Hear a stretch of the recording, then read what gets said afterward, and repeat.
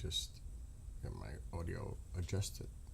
Good Sunday morning or afternoon, evening, or it could even be, could it be Monday? Not quite. Yes, it could in Australia. So good morning to everyone. I don't know.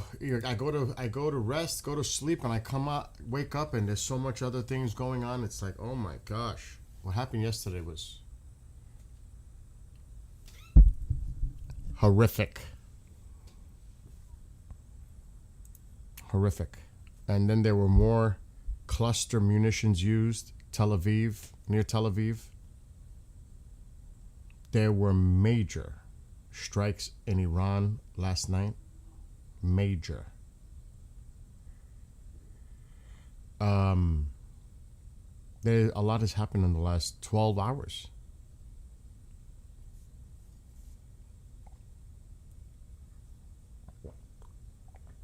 So we're going to get into it. I'm going to wait till a few more people show up. It's early. For some. Not for all. What the heck is AP? They went off. We got to get that off. So they lost their signal? Maybe not.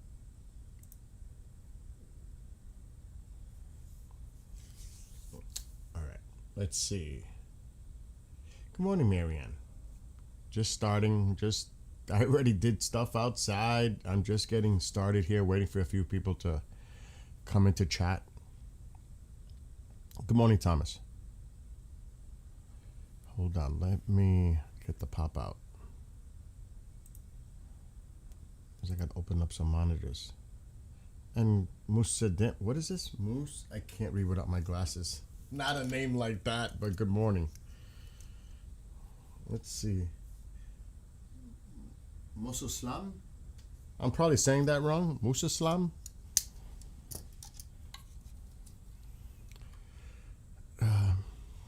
If I mispronounce your name, I apologize, but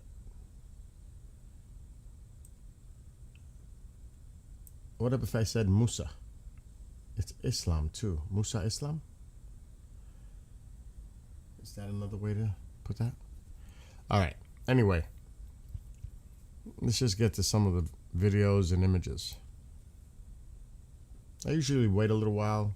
That's not true. I go right into it. I was thinking of waiting a little while till people show up so they can see it and I'll have to show them again later.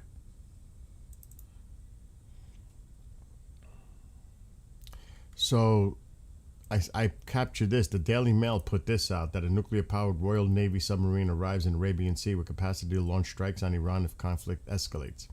Like Starmer's really going to do something? Uh-oh. Alarm. Metula. All right, that's one location, meaning that's probably to the north with rocket fire, if I had to guess. So, really? Starmer's going to use it? I doubt it. Give me a break. That is so ridiculous. These are some of the hits on helicopters in Iran. Remember I've been talking about the helicopters? How Iran got the attack helicopters from Russia? And they're not using them against Israel or the United States. They're going to save them to use it against their own people, in my speculation. I'm assuming. But I wouldn't doubt it, on their own people if the uprising begins, or when the uprising begins. That's what they're going to use them for, sadly. I hope I'm wrong. I'm glad to see that they're taking out the helicopters. That is good. Now, I don't know how many they received from Russia. And that's been stopped now, too, after the hits in the Caspian Sea to the north. I don't think they'll be docking anytime soon, the Russians.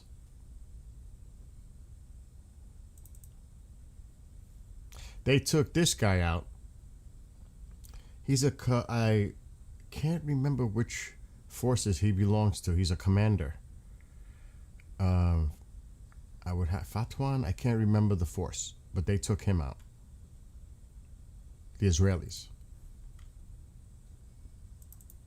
A lot of their commanders are dropping. This is a ballistic missile assembly facility. This is what it looked like before the United States hit it, and look what it looks like after. So you could see this is where they manufactured. Well, they won't be manufacturing. This is from March 7th, but this has just been released. Okay, let's get to some videos. I don't know where they're going to pop up. Okay, they're going to pop up over here. These were strikes in Iran. Let me move it over. And let's put some sound on some of these clips.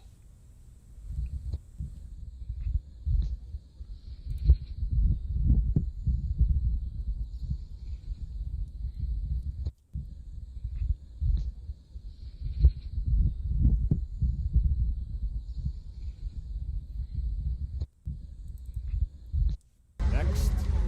This was in southern Lebanon. A rocket hit. A Hezbollah rocket hit, and one person lost their life in that. So that was from a Hezbollah rocket, or they fired upon that, and one person lost their life. Let's see what else. This is a cluster. Tel Aviv. Because they got hit by cluster munitions again.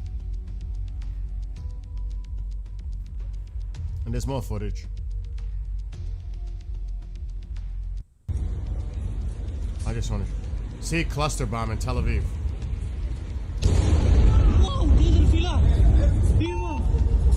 Shit. That is crazy. This is the damage from a cluster bomb.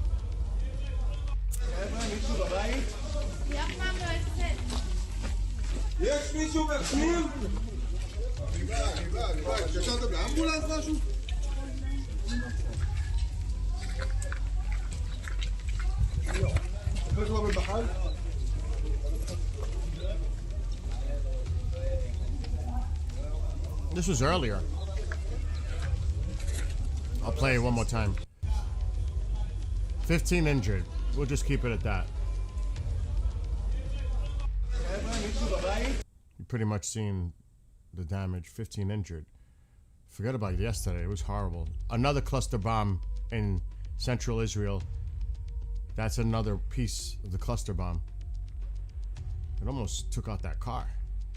That was close. Really close. Too close. That is crazy. Wow. Let's see what this one is. Another cluster bomb.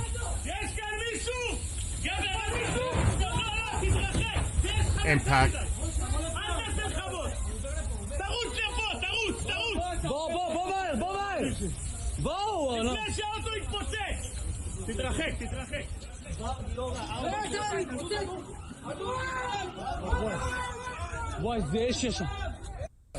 Crazy.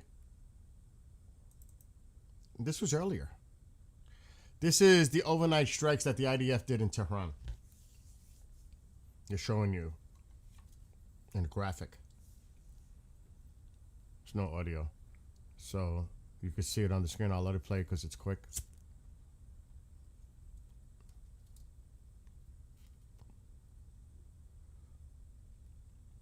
And based on my title and description, there is a clip from the president coming soon. A video clip. More hits in Iran. Or was this Iran or southern Lebanon? That might have been Lebanon.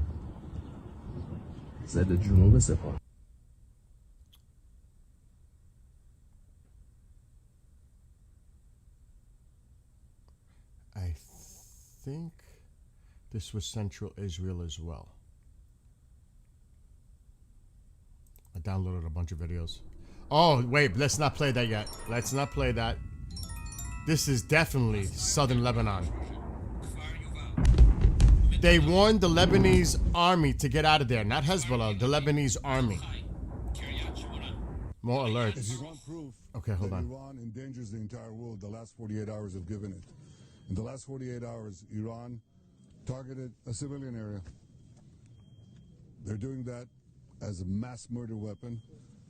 Luckily, no one was killed, but that's due to luck, not their intention. Their intention is to murder civilians.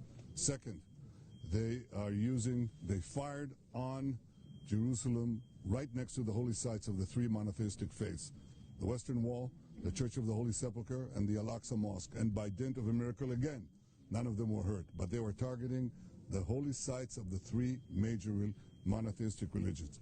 Third, they fired an intercontinental ballistic missile on Diego Garcia. That's 4,000 kilometers. I've been warning all the time. They have now the capacity to reach deep into Europe. They already have fired on a European country, Cyprus. They are putting everyone in their sights. And fourth, they're stopping a maritime international route, energy route, and trying to blackmail the entire world. What more proof do you need that this regime that threatens the entire world has to be stopped? Israel and the United States are working together for the entire world. And it's time to see the leaders of the rest of the countries join up. I'm happy to say that I can see some of them beginning to move in that direction, but more is needed. President Trump's call to have the international community confront this terrorist fanatic regime of zealots, that is a call not only for the security of America and the security of Israel, it's for the security of the entire world. And it's time for them to act. Sir, what will your response be to this attack on Israeli civilians? We're responding with great force, but not on civilians. We're going after the regime. We're going after the IRGC, this criminal gang, and we're going after them personally, their leaders, their installations, their economic assets. We're going after them very strong. What does victory look like in this campaign? Well, we've defined two clear goals. One is to break completely their nuclear program, break completely their missile program, break completely their capacity to produce the components for both of these programs. We're well on our way on achieving it. We've also set a goal of creating conditions for the Iranian people to overthrow this tyranny that has tormented them and made life miserable and is making life miserable for the entire world. And I hope we achieve that too. Overnight, President Trump said that if in 48 hours the Iranians don't open the Strait of Hormuz, that there will be strikes against the power grids in Iran. Will you participate in those strikes, and what do you think should happen next in this campaign? I think President Trump knows exactly what he's doing, and whatever we do together and as far as possible in confidence. Thank you. Thank you.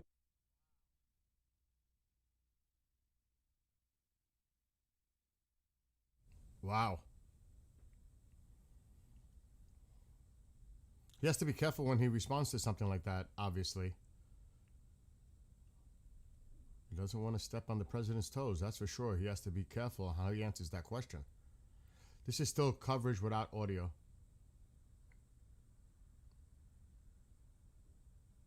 He's observing what happened yesterday. Or this could have been today with a cluster. I think this was... I don't know if he's at the site of Arad. It looks like Arad because of all the damage. If you want proof, Which probably Arad. There's a lot of damage there. There are alerts coming through all over the place on my phone, but I'm trying to focus on this.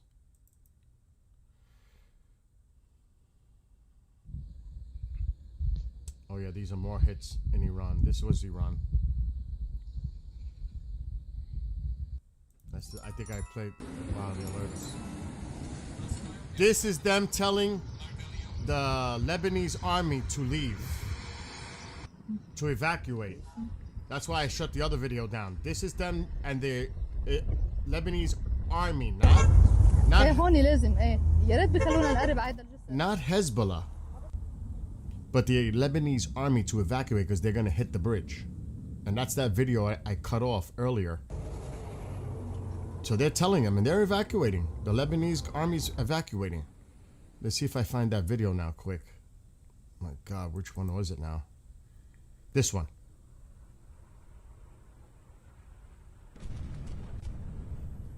They hit the bridge. Lebanese army moved out, evacuated. They talked to them, they told them evacuate. They did, and that happened. That's why one ties to the other. I didn't want to play it ahead of it.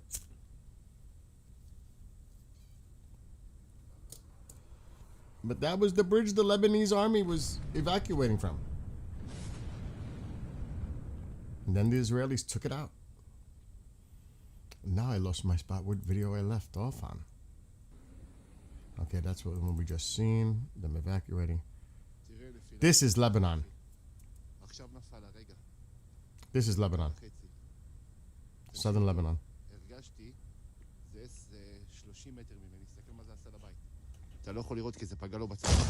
Holy. Holy shit. Holy shit, that caught me. Wait a minute. זה 30 מטר ממני, תסתכל מה זה עשה לבית. אתה לא יכול לראות כי זה פגע לו בצד. Oh my God. Could you imagine living under these conditions? Like, oh my God. As an innocent bystander, a civilian, innocent, and living around this. I mean, it makes me, like, just looking at it, I can't imagine. I can't imagine. How are you, Moses? This is taking out, in southern Lebanon, a Hezbollah figure. Jesus. My oh my. It's rough. Even that's rough to watch. This is last night in Iran. MashaAllah. MashaAllah. Holy shit. MashaAllah. Wow. Oh, they were hitting them big. MashaAllah. Those are those missile city possible areas. It's in the mountains. On the ground. MashaAllah. Wow. MashaAllah. Sangar shekano. Now, those explosions doesn't necessarily mean that they're hitting them. That could be a chain reaction of the stuff exploding underneath the ground or on the ground. اینجا بالای منطقه It could be hits too. Doing good, Eric. How are you? I'm gonna let it play again.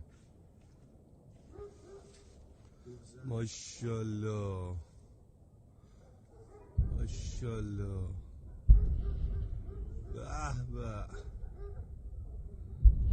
MashaAllah. Now that's on the other side of the ridge of the mountain. MashaAllah. But my gosh, can you imagine the force coming from that? Shockwave? Oh my God. MashaAllah. MashaAllah. Sangar shekano. Oof. Wild. Also from the cluster munition earlier today in Tel Aviv.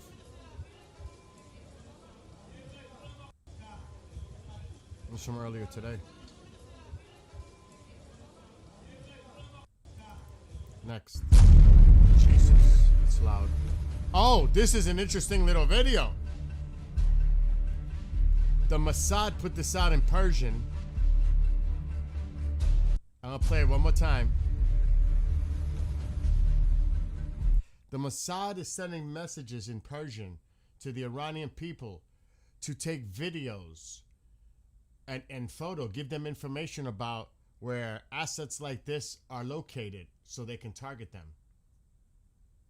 That's what this is about. most, and I don't know if anybody here can read Persian, but in the description of this video, that's what it said. They're sending, the Mossad is sending, I think it was on Telegram. The Mossad's Telegram put this out there so that Iranians, Persians, it said, didn't say Iranians, it says Persians, could film and give them information about assets, Iranian, so they could hit them, locations, everything. I was like, holy it's a good idea, actually. Brilliant. Okay, here. Retired four-star general, Fox News senior strategic analyst, chairman of the Institute of War, General Jack Keane. General, what kind of progress are I don't we know if I making can play this now, 21 because days in? I'll get hit, even though it's a clip coming from X. Doesn't matter because it has all that information on it, so I'm going to stop it. I can play the audio later. Don't want to get in trouble. Don't want to lose the channel.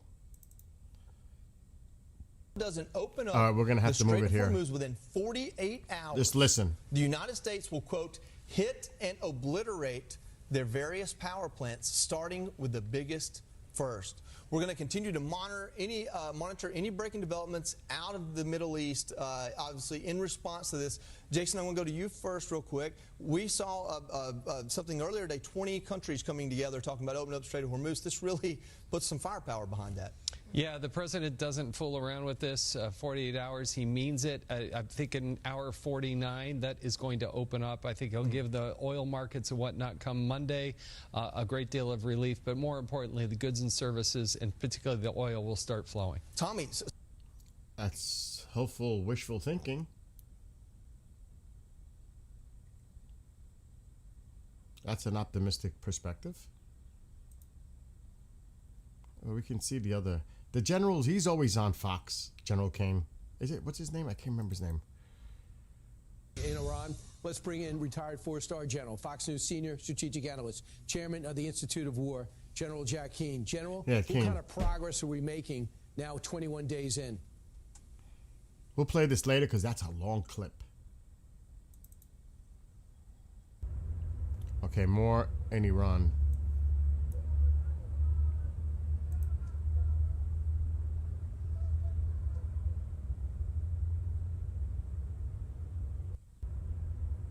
Doesn't really show much.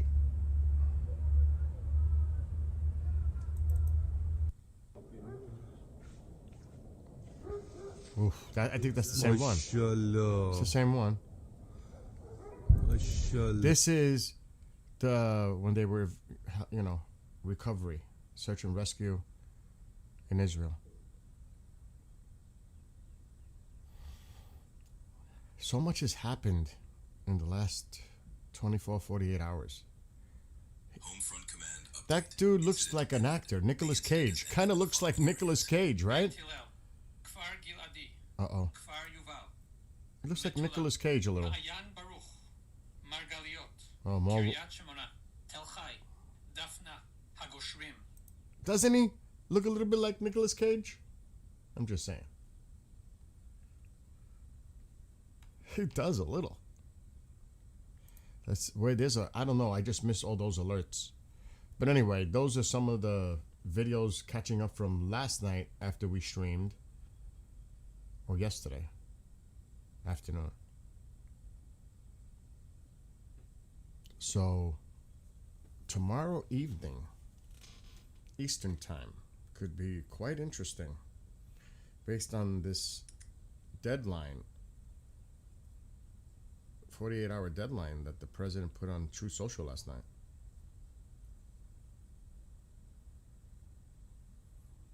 Now, I don't know if it'll stick or be extended.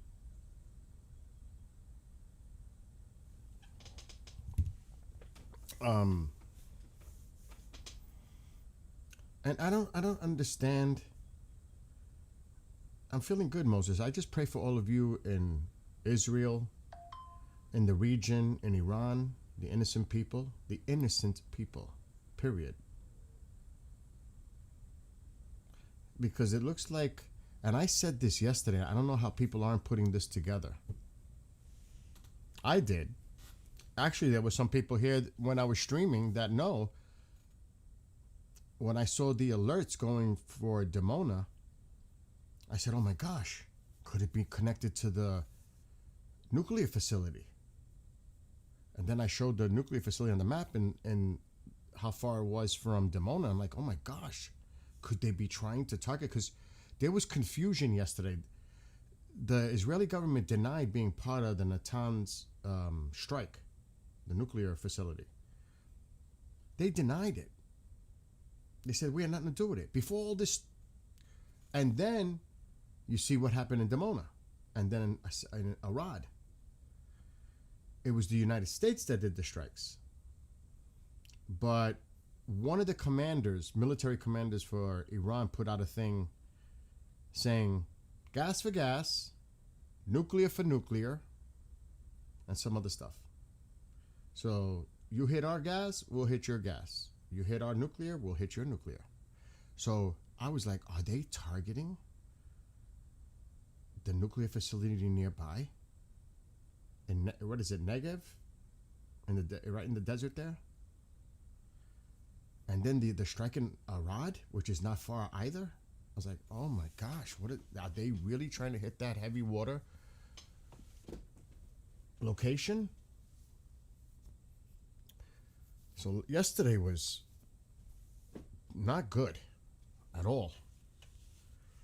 No day is good. It seems like it's just crazy. Every day something else. And it seems to be escalating. I don't see it going down. Because Iran said that if you hit our energy structure, infrastructure, we're going to target your infrastructure. And I don't know what they mean by the United States, because are they talking about the Arab states and Israel? And they said the regime in the region, which is probably Israel. And also the desalinization plants. That's an obvious threat to the Arab states there. Obvious threat. They are heavily dependent on that for water supply. Heavily. Also, it is also part of some of the country's energy infrastructure. The water. From the desalinization. So that would have horrific humanitarian consequences if they hit those desalinization plants. And they threatened them. If you hit our power plants, our energy infrastructure, we're going after those. And I'm like, whoa. So this is dangerously close to escalating to a whole nother level. Now, I don't know if it's going to play out. I don't know what's going to happen. Nobody knows. You could speculate like I'm doing right now. But the consequences, the ramifications could be severe. Could be. In a perfect world, it wouldn't. But I always thinking, what's the worst case scenario? Well, that's a serious worst case scenario. It is time for, and I think they came out with a statement. I'm not a big fan of statements, because statements are just words. They're not action.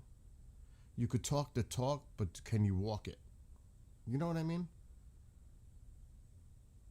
Actions speak louder than, that saying.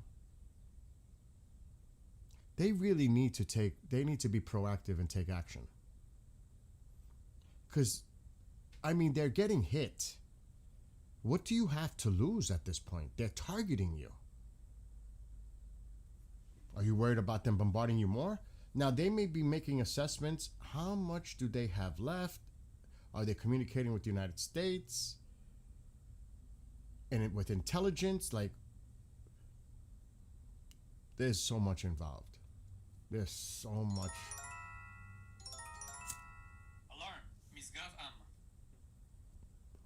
That was one location. Usually when it's one location like that, it's to the north. Could be drone or rocket from Hezbollah. Usually when it's like that, that's what it means. It's to the north. So we really have to pay attention.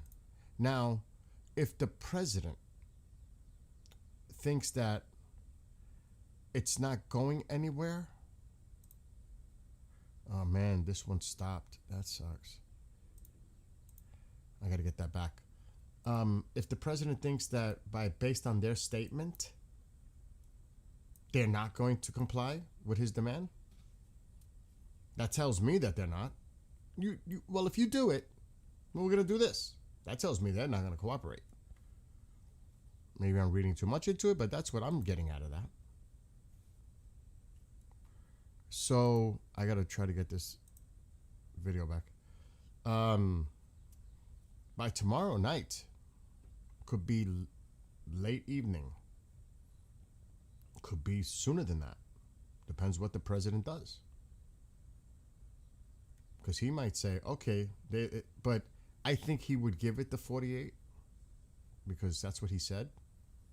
And then he might be criticized for taking action before his deadline. You know how it works. Well, you set a deadline, but you did it 24 hours before the deadline ended. Expired. You know, you'll hear all that. So did you really wait for their... So, yeah. Cray. Let me see if this one is working. But we have to get from... It is on now. We're just going to put this on the screen. Northern Israel.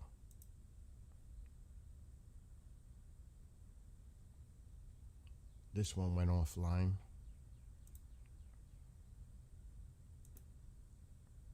Okay, we can shrink the screen again. We'll keep an eye on Northern Israel for a bit. So it was 7:44 when he posted it on Truth Social. 7:44 p.m. Eastern time last night. That's when he put it on Truth Social. We can show the Truth Social.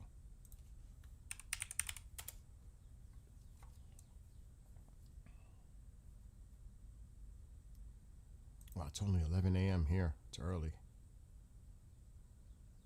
What did he post 3 minutes ago? What is this?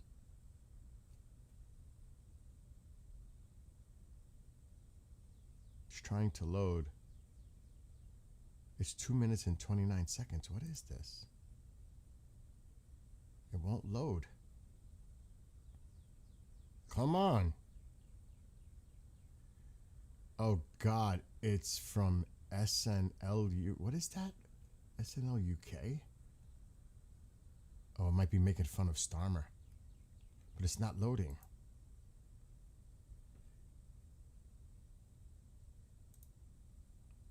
Let me see if the Schumer one loads. But that's an on. If the Schumer one loads.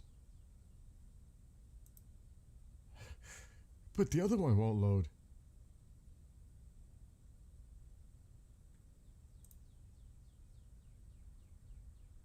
It won't load. Well, we'll try. What is this? He's posting a lot today. We have responsibility, Tara. Okay.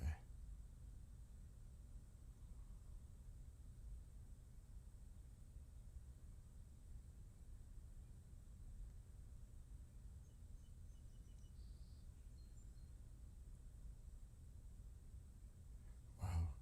He's been busy. Okay, here we go. We're going to yesterday.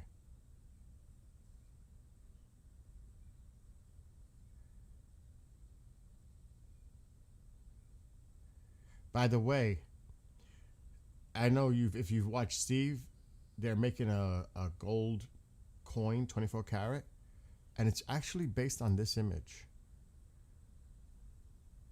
If you've seen it, it's based on this image. But let's get to his post. It was last night, so there it is. Right there. If Iran doesn't fully open without threat the Strait of Hormuz within 48 hours, from this exact point in time, the United States of America will hit and obliterate their various power plants, starting with the biggest one first. Thank you for your attention to this matter, President Donald J. Trump. That was at 7:44, right there. 7:44 last night. So at 7:44 tomorrow night is the deadline. So you could say 8 o'clock. Like somebody put in chat. I don't know who it was. Kevin? Or Marianne put that in chat. So yeah, you could say 8 o'clock tomorrow. Evening, Eastern.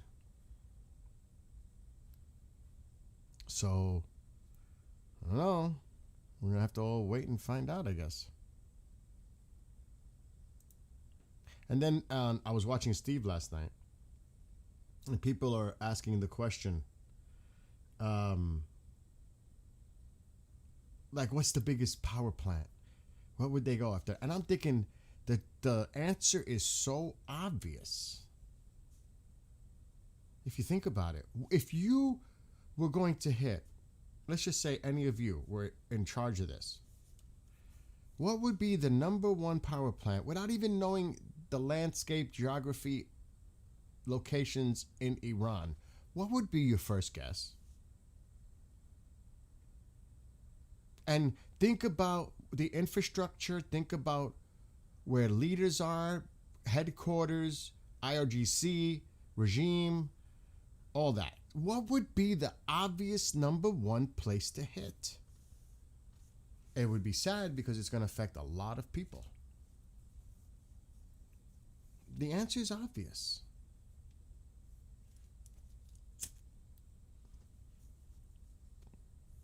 No? What is that? Directo. And this is in Spanish. I know a little Spanish. Directo as principales corredores económicos América y Chinese se cruzar North Correro en medio de Asia, todo está.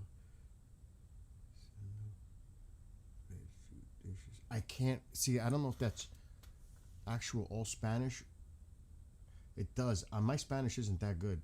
If you could translate that and oh my God, I can't see. Anton, if you can, Duarte, if you could translate that for us. 1, 2, 3.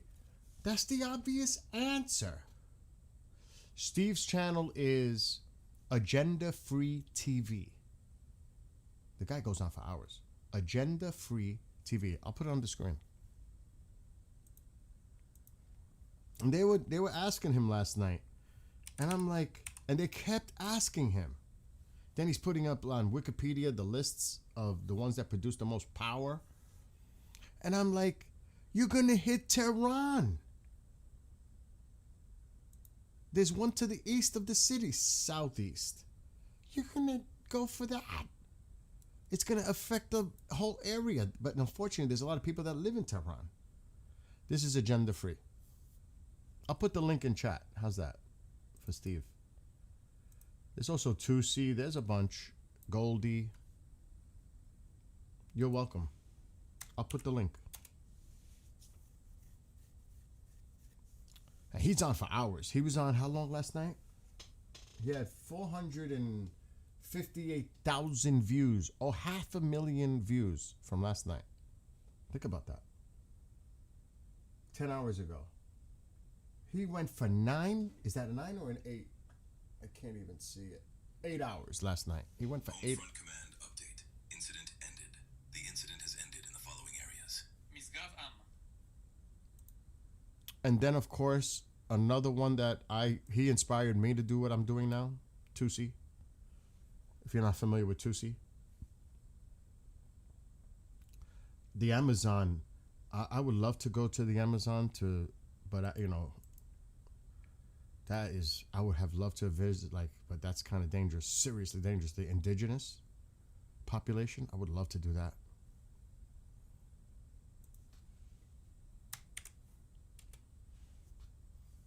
They need to just protect that as much as possible. And there's Tusi's channel. And here is Goldie. And I'll put her link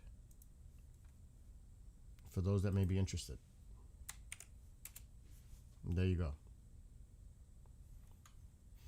So yeah, check out their channels. Tusi, is he going live anytime soon? Give me some give me a lunch break, Tusi, please. Not scheduled yet. Okay. So those are the ones. I watch Tusi a lot, and I do check out Steve as well. Goldie, I do want to have time, but time is a thing that I don't have much of. Busy. Springtime now, officially. So a lot of things to do out there. The property. I did more this morning. My hands a little worn this morning from working out there. Anyway, getting back to this. Let's see if there's any other information coming out right now.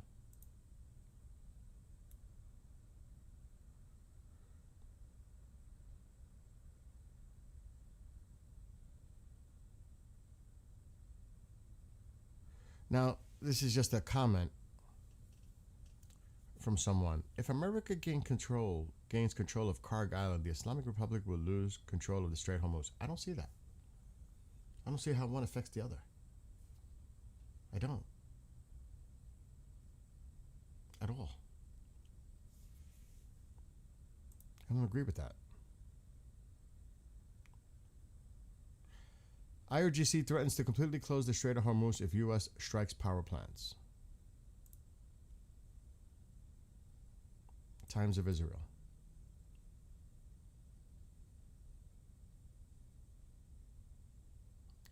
Do they have a navy left? Or are they going to shoot missiles and drones? And how do they plan it? Are they going to lay mines? Do they have the capacity to lay mines right now?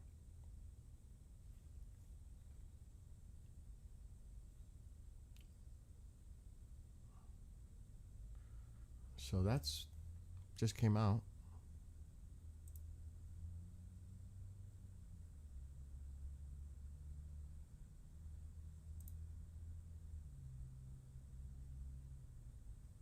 Checking to see if there's anything else.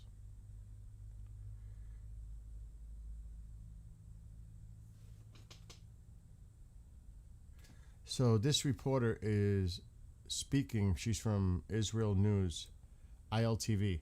She's doing a report. Right behind me is the site of one of the latest strikes by the Iranian regime into Israel, into civilian areas. There are no military targets in sight.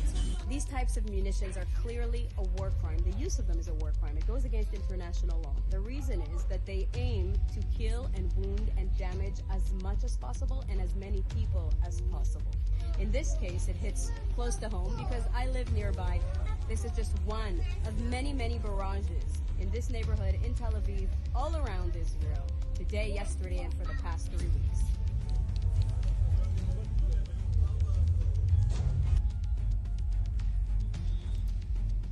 Yeah, so that's what's been going on.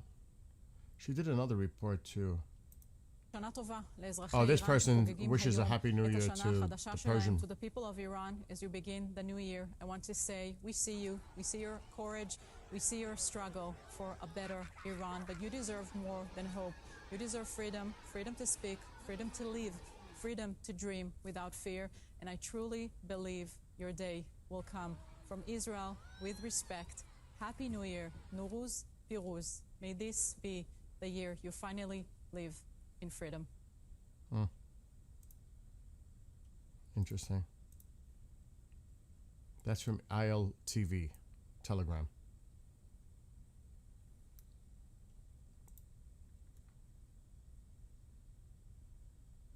And they just posted that. That's obviously the new year already happened. But still, they put that out there. Let's see what's going on in some of the other. This is northern Israel. Let's see if we've got the other ones working. Tel Aviv. This one stopped.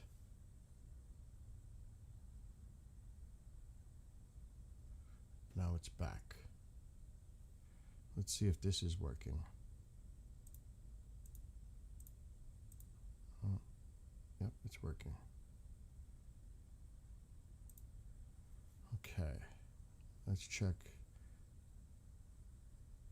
Where's Beirut? Looks like I lost another one. Maybe not. Let's see what this one.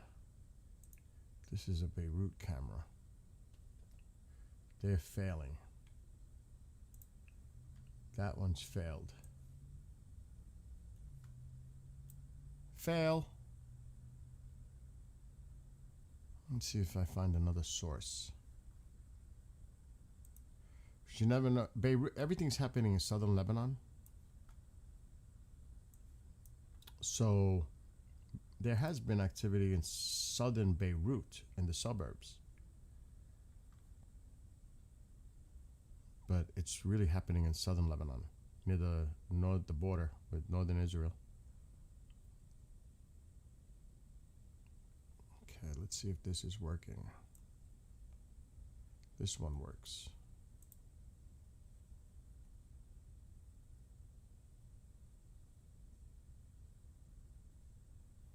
I'm still going to keep an eye on northern Israel, though.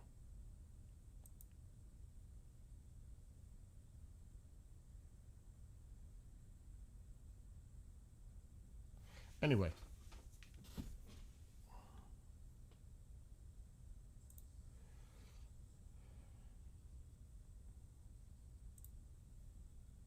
The other side is putting stuff out.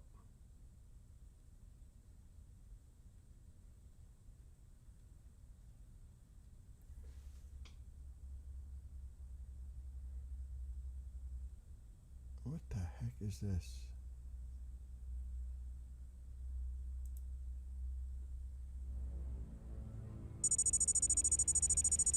It's in Arabic. It's Hezbollah putting stuff out.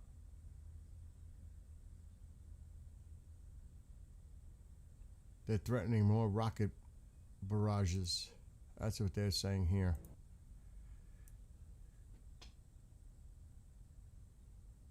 This is just now.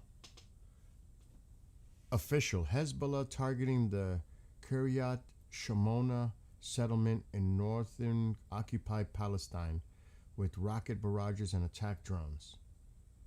That was posted 3 minutes ago.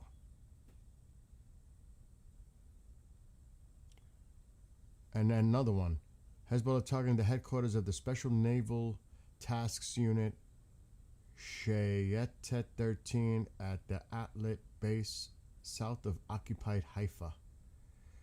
Hezbollah targeting the Falon base and a number of barracks belonging to the Israeli enemy army in northern occupied Palestine with rocket barrages. This has all just been put out within the last 4 minutes. Now, I'm not seeing anything. And I'm not, the alerts may have been part of that, but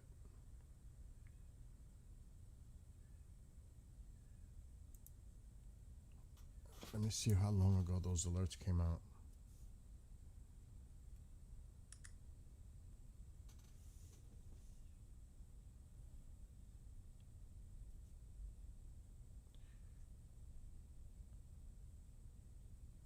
The incident has ended. That was the last message. So I'm not seeing anything right now.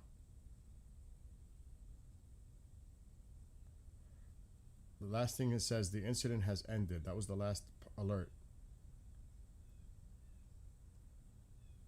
That was 9 minutes ago.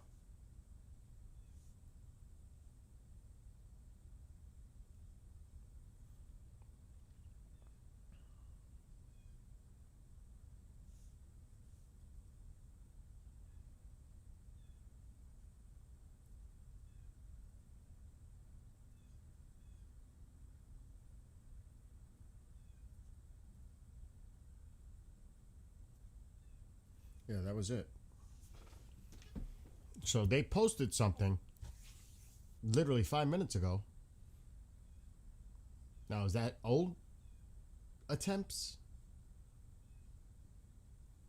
Is it past tense? Well, if it was, the Israelis aren't reporting anything about it. Just they had alerts, but I didn't see anything posted that there was anything, no damage or anything. Usually they'll put it right up. So I don't know.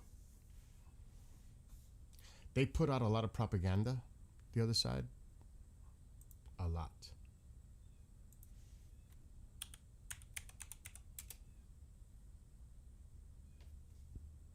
So you got to take everything with a pile. I'm not going to say what kind of pile. I'm tired of saying salt.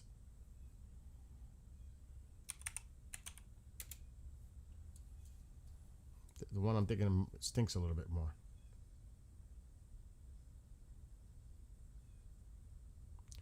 Let's see what they're putting on here.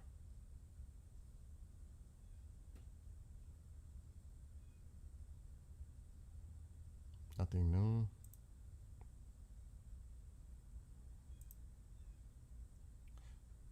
I do check what the other side has to say too.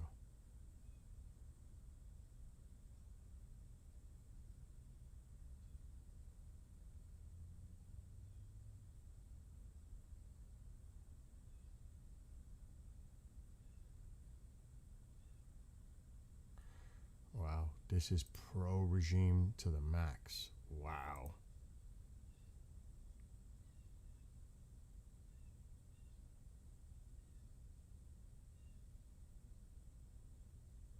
See, they're even saying it here. Experts warn of catastrophic consequences if desalination plants in the Middle East are destroyed. About 100 million people in the region depend on desalination plants for water.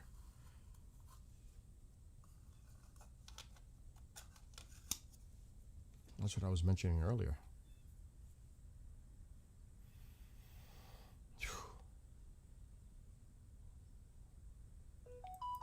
It is crazy. The rhetoric is getting really, really crazy.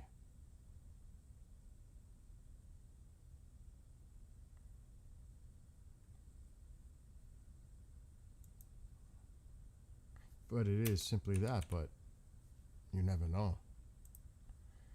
It's escalating with the rhetoric now. You do this, we do that.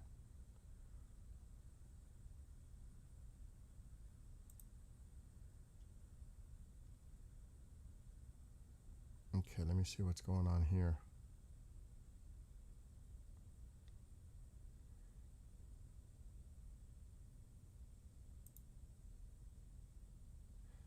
So this was just posted a minute ago.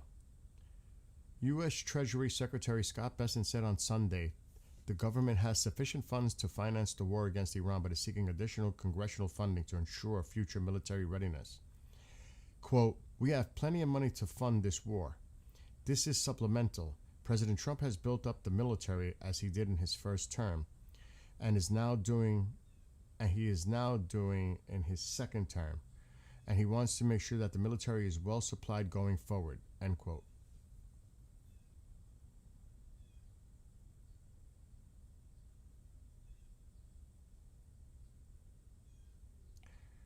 The Iranian president said the Strait of Hormuz remains open to all except those who violate the country's territory. Quote, "The Strait of Hormuz is open to all except those who violate our soil.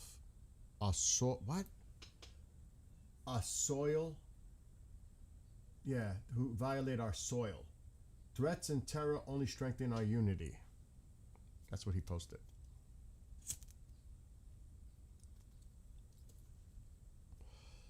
U.S. Ambassador to United Nations Mike Waltz said U.S. President Donald Trump will not allow Tehran to threaten global energy supplies. Quote, "The president is not messing around. He stands, unlike his predecessors, by his red lines, and he's not going to allow this genocidal regime to hold the world's energy supplies to economic hostage." He said that on Fox News.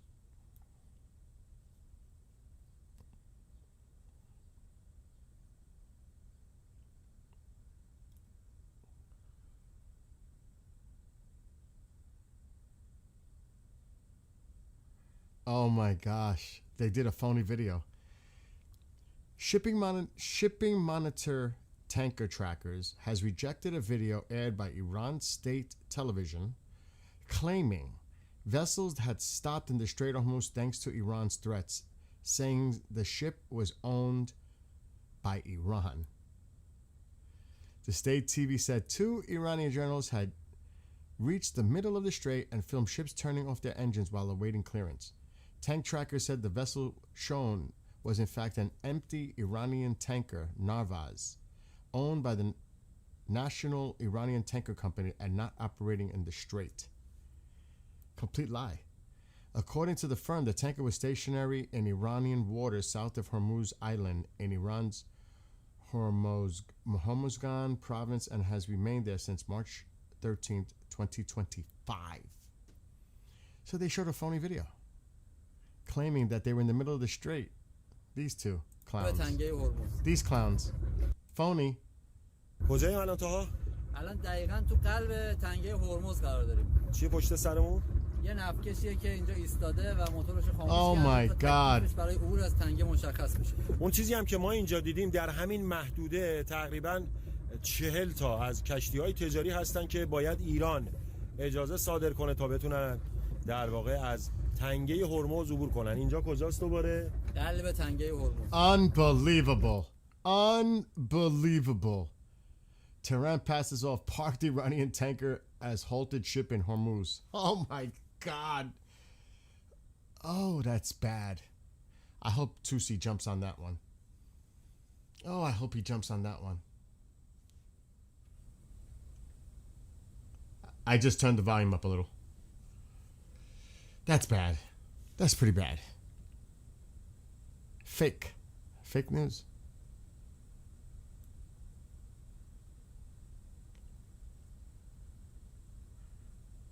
So we saw the videos earlier. Iran's military said on Sunday it carried out a wave of overnight strikes targeting weapons production sites and security headquarters in Tehran.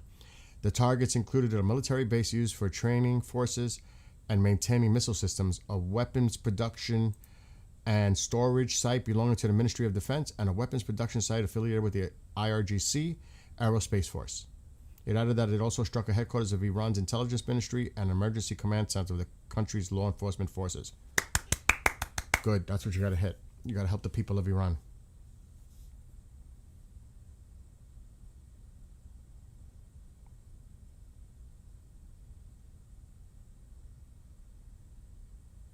And yeah, that video I showed was near Isfahan.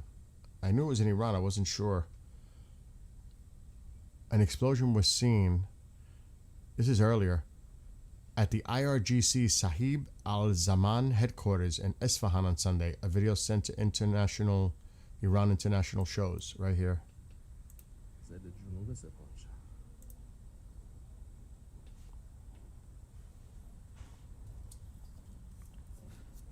So Isfahan.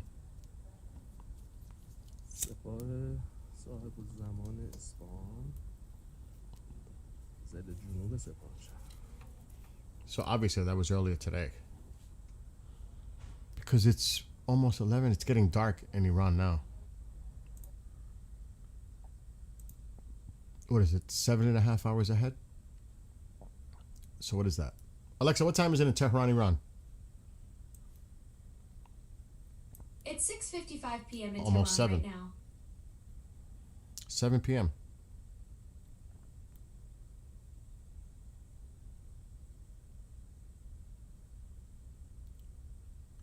What? Germany's Chancellor Friedrich Merz said on Sunday he discussed the situation in Iran, Israel, and Ukraine in a call with U.S. President Donald Trump. We agreed to remain in close contact. Our exchange will continue soon. That's vague. Well, our exchange will continue soon?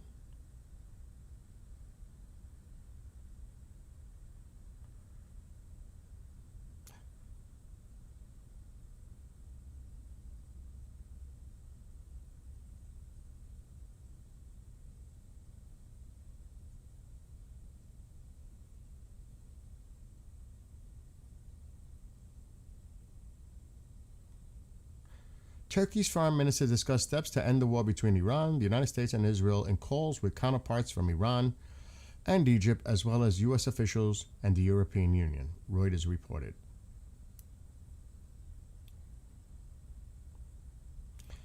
Iranians in Munich and Nuremberg mark Nowruz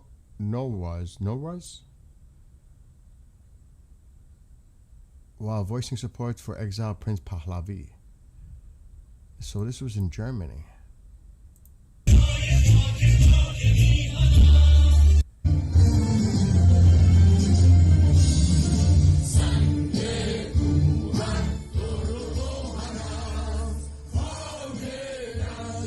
So this was yesterday.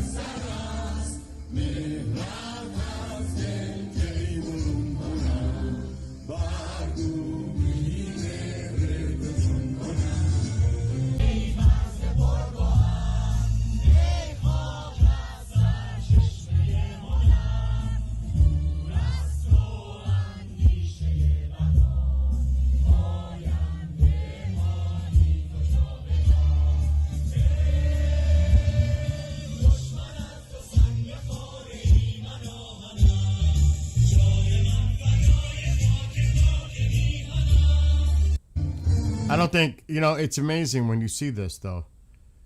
The support by those that want their freedom of the U.S. and Israel. Obviously, we wouldn't see that from regime supporters, but you can see they're showing the appreciation of what the United States is doing for the Iranian people.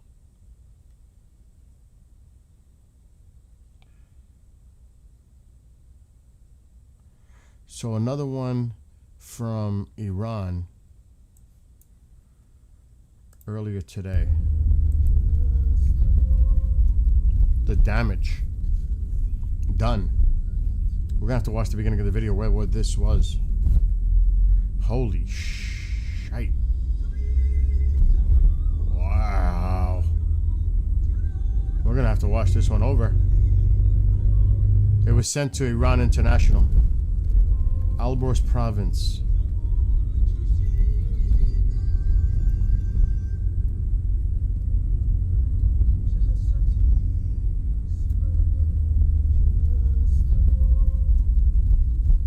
Wow, that's completely leveled.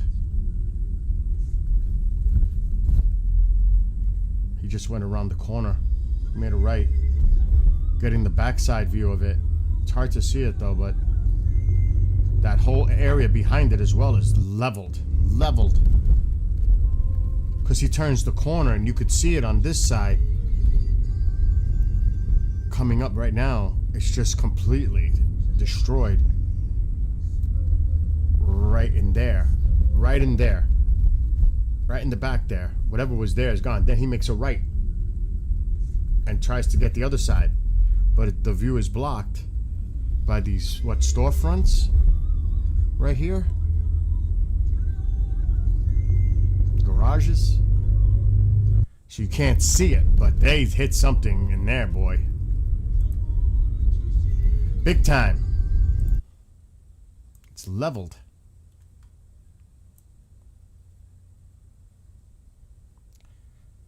Over Karaj. What happened in Karaj? Earlier today. So I've seen a lot of nighttime footage. I didn't see many of these daytime from earlier.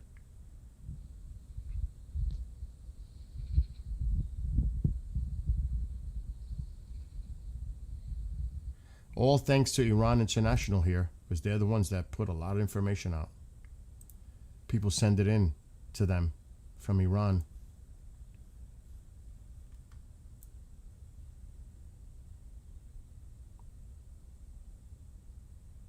Armored vehicle deployed on the Tehran bridge. They're hiding out under bridges now.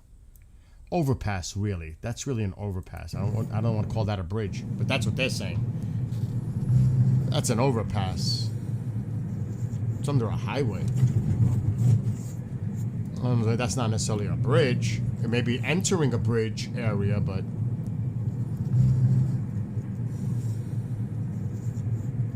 they're hiding their armored vehicles underneath this. They're afraid to get hit. That's what that means. They're afraid to get hit, targeted, so they're hiding them under. That is crazy. They're hiding. They're hiding. because they know that they got the drones and aircraft overhead, and when they see something, boom, done, toast, gone. So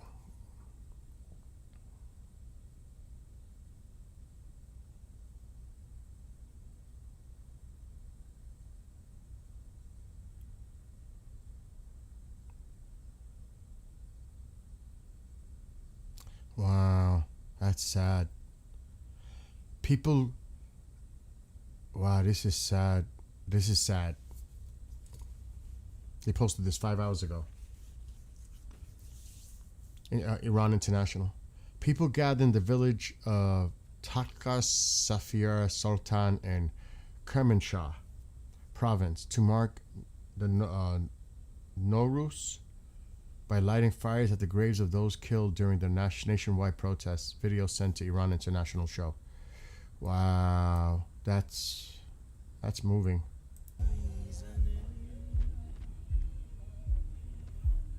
For those who lost their life during the protests. You live in that city I showed from Germany?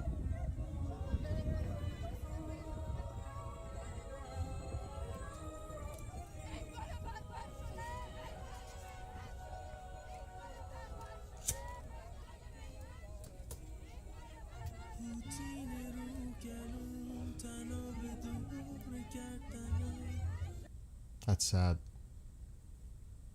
We're going to play the video a little bit more because I didn't show the whole thing.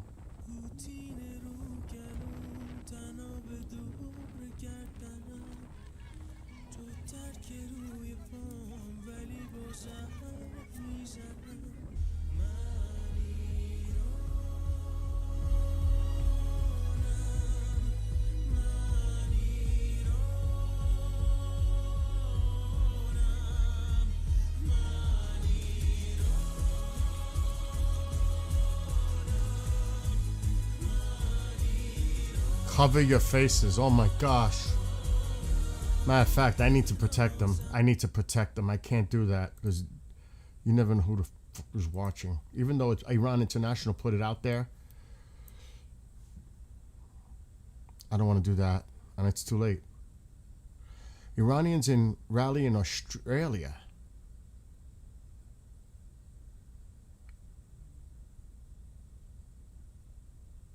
There's a lot of videos in relation internationally to celebrate the Persian New Year. Oh my God, Damona. This is Damona. It's not good. Drone footage. Oh my God. Horrible.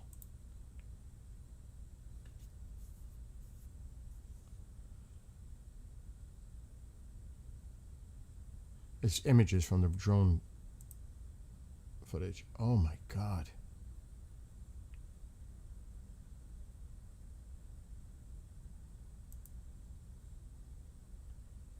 Wow. Right in the middle of a populated area. Go figure. It's what they do.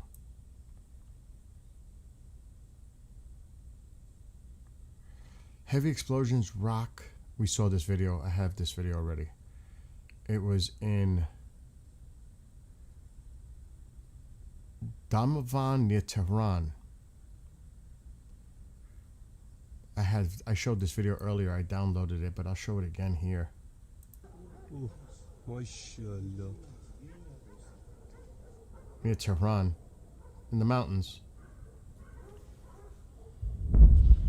Mashallah, mashallah. Sangar shekano.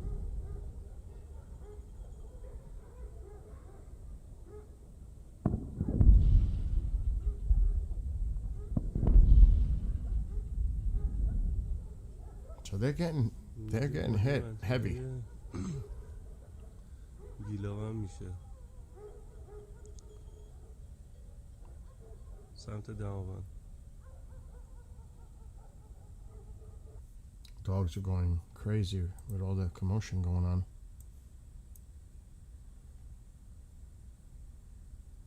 So Iran internet blackout enters 23rd day, NetBlock says.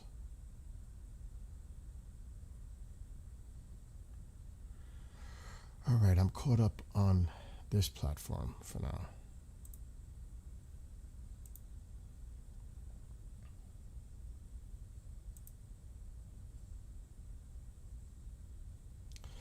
Hezbollah announced that they targeted a gathering of Israeli army soldiers at the newly established position in Jabal al-Bat in the border town of Al-Tarun with artillery shells. Well, we're watching northern. It doesn't mean that this angle is going to capture anything, but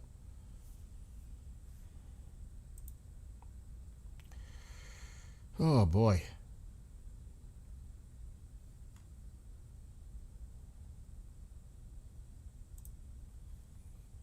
All right, let's see what you guys are saying in here.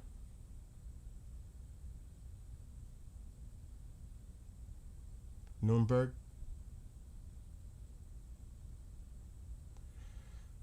Oh, I've heard of those with Iron Maiden. You're going? I'm going to see Maiden in September. I would love to go to that festival. Isn't it the Rock AM? I thought it was Rock AM. It's IM? The 3-day festival. I know, I've heard of that. I've seen videos from there. That's huge. It's beautiful too.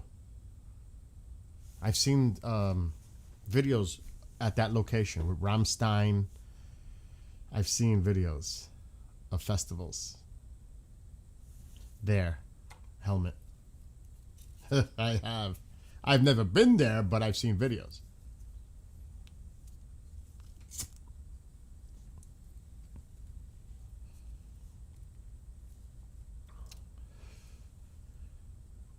Okay, let's see what else is going on. Tonight could be another crazy night.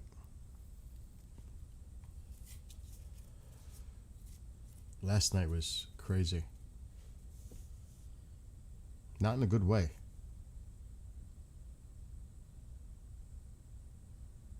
And tomorrow night's going to be really interesting based on what the president made his statement. 48-hour deadline. That is it's going to be interesting to see how that develops, if it develops at all. But we'll see. Last year, the first time with what? 69 years?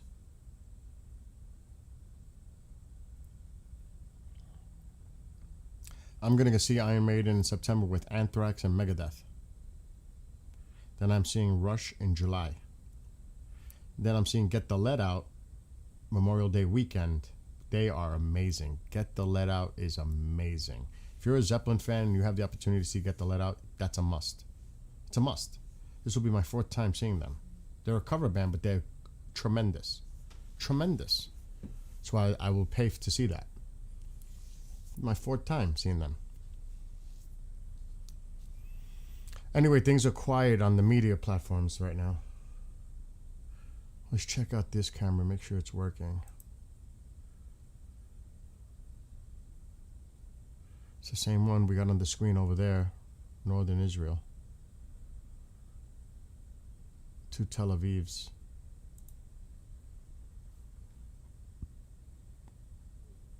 No alerts, thank God. There's Beirut.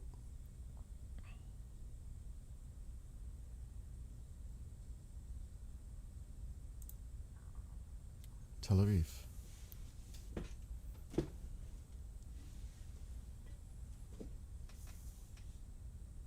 Oh, it's 70 years old?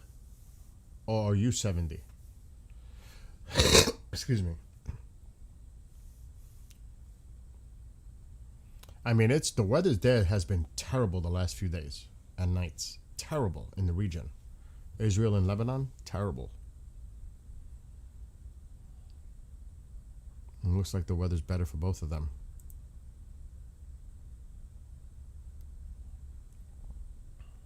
The weather here, not nice.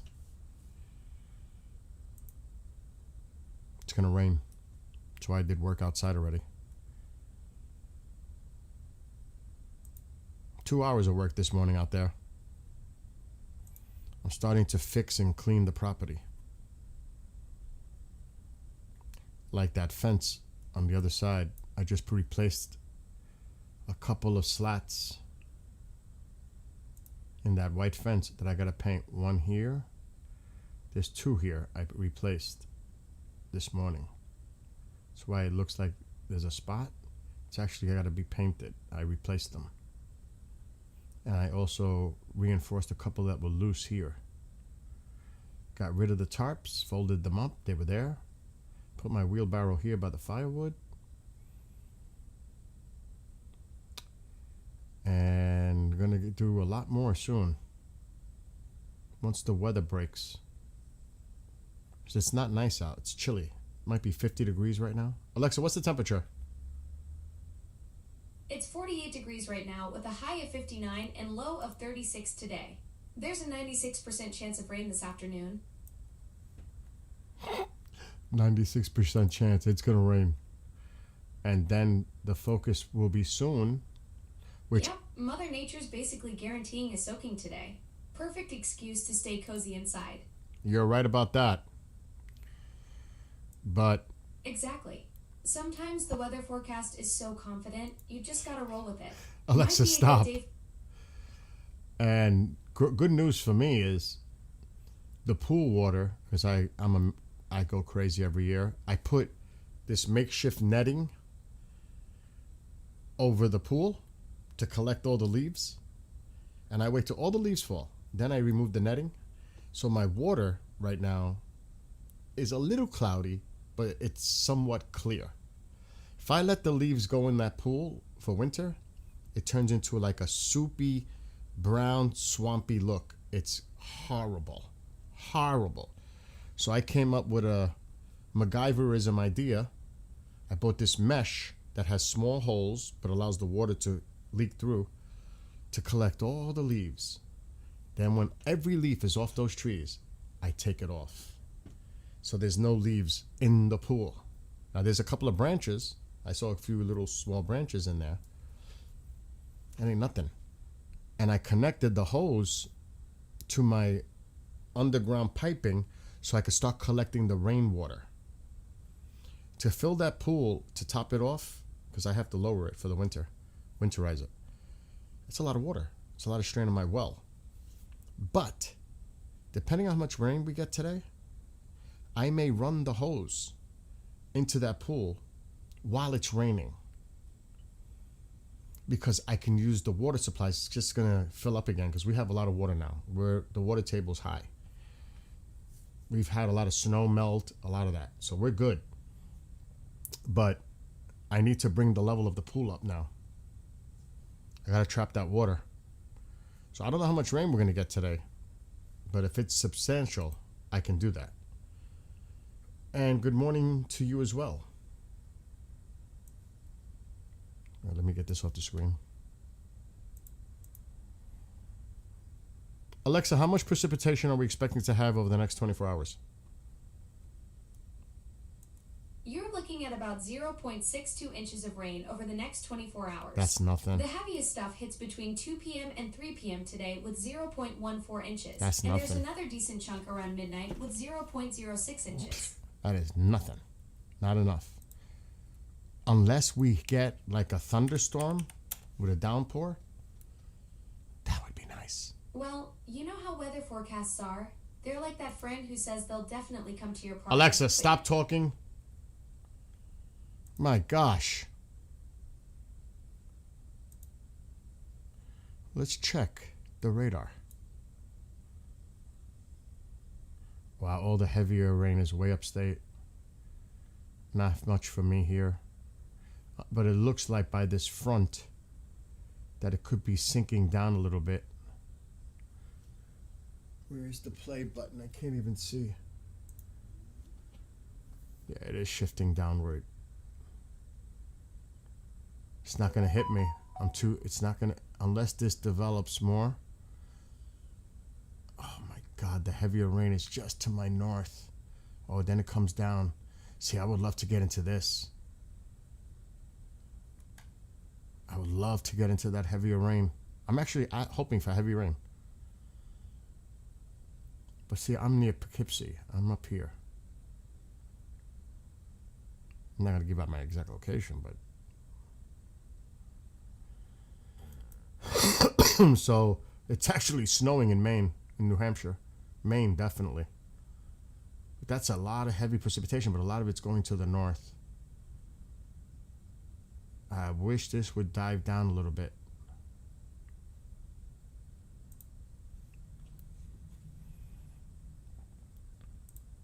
Let me check the other one. I know I'm going way off topic right now, but things are quiet right now. Believe it or not, it's a good thing. Hezbollah, our fighters targeted the Bareka Risha site opposite the border town of Yarmin with a rocket strike.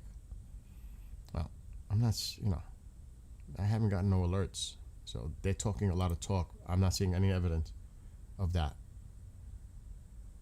None. Propaganda is terrible. I mean, it is bad. Look how they faked that video that they went to the middle of the Strait of Hormuz to a tanker, and it was their own tanker, and it's been parked there since last year, and they were and it was in Iranian territory waters, and it's been anchored there for a year almost, and they tried to claim that was a tanker in the Strait of Hormuz in the middle. Unbelievable. Okay, let me see the radar. This is a little bit better. I don't know if this radar stinks. This one's better. Yeah, see, that's not showing much.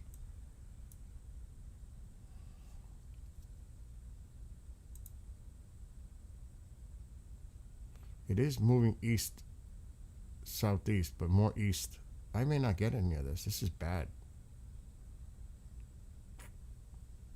I need the rain.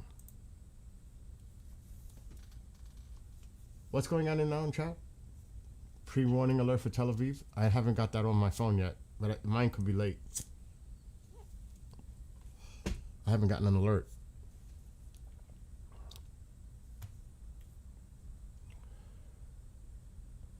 Which is surprising. If you got an alert, I didn't get one. Not yet. And what's up, John? Oh, it's going to hit where you are, Mike? You're in the Berkshires, though, bro. It's going to hit you. You know that.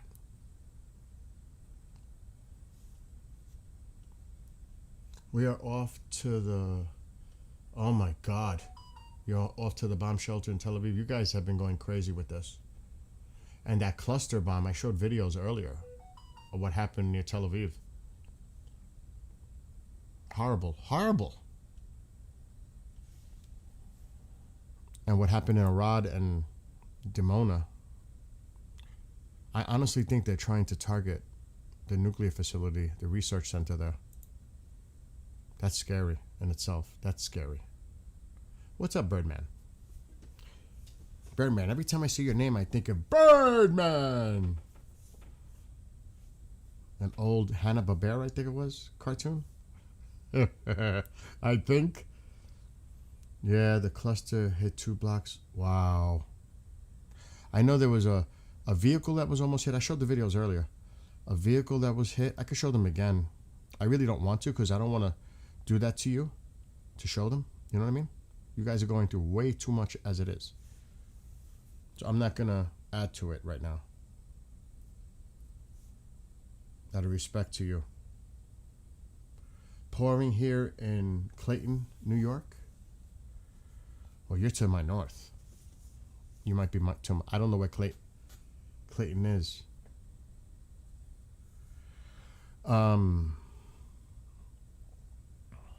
Where is Clayton, New York? I gotta check now.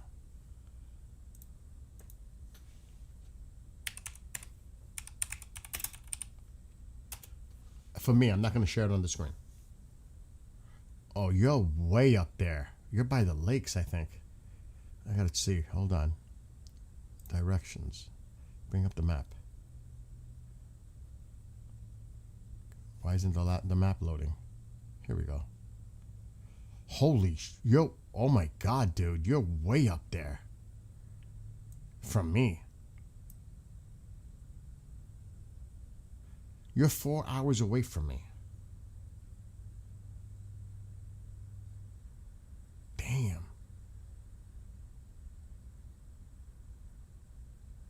You're like right across from Canada. Alexandria Bay. Wow, you're way. See, I used to go vacationing to Lake Placid, Saranac Lake. Beautiful. The Adirondacks. I actually bought my wood stove to the southeast of Lake Ontario. It's actually where I bought my wood stove.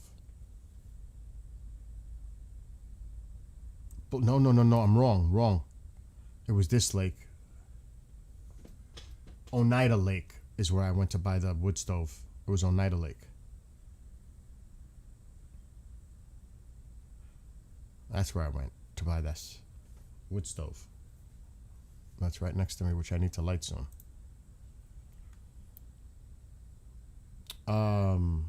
Beautiful up there. I know, dude. It is gorgeous up there. Oh my God, I'm envious. I'm envious. And though your weather's a little bit more rough than mine over here in the Hudson Valley, but still, it is beautiful up there. I love it up there. PC, this, Keith, you know this, being a person that lives in New York.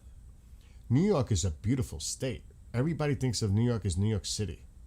That is so far from the truth when you look at the rest of the state and the beauty of the state. You know what I'm saying? My gosh.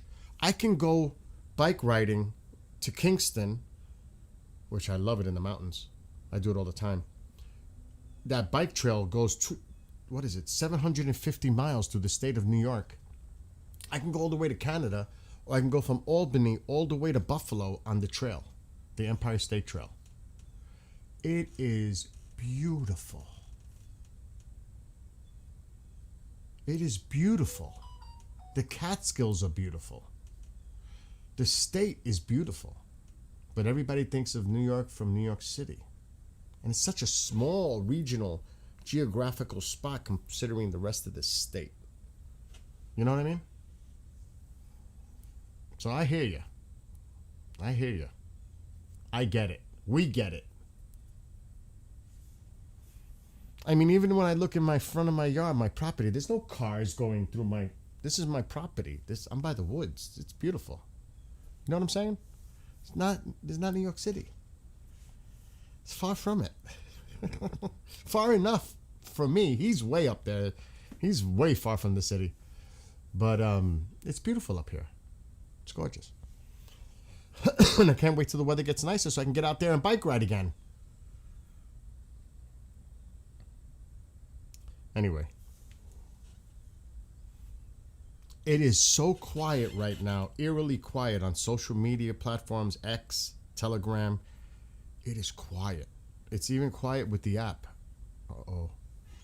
I got a scheduled delivery tomorrow for UPS. I know what it is. It's going to be hanging on this door by tomorrow night. I'm not going to say what it is yet, but it's going to be hanging right there. And then yesterday, Alexa, turn on living room light. And it's quiet right now, so I'm a little... Whoa. Whoa. Whoa, whoa, whoa. Whoa. It's super bright. I'm light sensitive, so I can't take light. But I made a makeshift rack here. See this rack? It's on a keyboard stand. I was going to put my equipment, this extra equipment. I freed up this space yesterday, but it's over here now on a chair. I was going to set it up here, but then I'm blocked. So I'm going to put that away. I may break out my keyboard at some point because the keyboard is like this.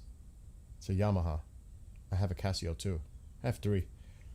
But it would take up like this whole area. So I said, I can't do that.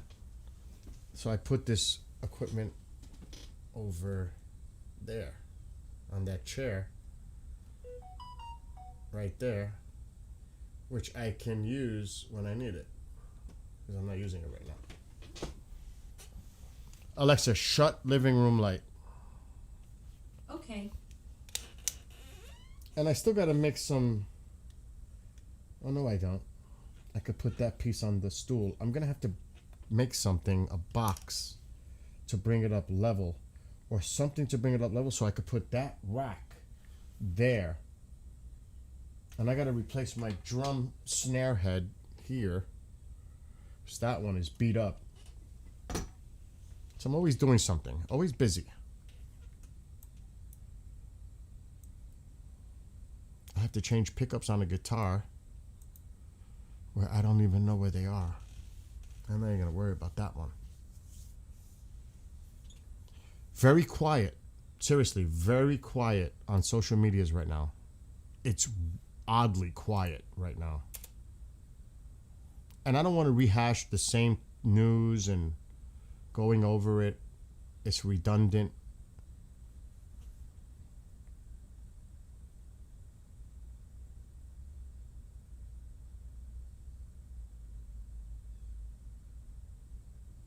Wow. Low-flying jets heard across multiple Iran regions. But it's just a headline. It's not a video. This was posted 7 minutes ago on Iran International. Explosions were heard across central, southern, and western parts of Iran on Sunday morning, while low-flying fighter jets were reported in multiple areas, eyewitnesses told Iran International. Witnesses said blasts were heard in cities including Arak and Isfahan in central Iran, Avaz in the southwest, and Bandar Abbas, that's near the Persian Gulf, and Bushehr also along the southern coast, as well as Parsian, Karaj, Konarak, Mohammed Shah, and Yazid. Residents in Elam, Keshem, Malik Shahi, and Hamadan said fighter jets were flying at low altitude. Wow, they're getting hit everywhere. Everywhere. I'll put the article. Wow, it's happening all over the place. They're not letting up. That's for sure. They're not letting up. And if anything, it looks like it's intensifying.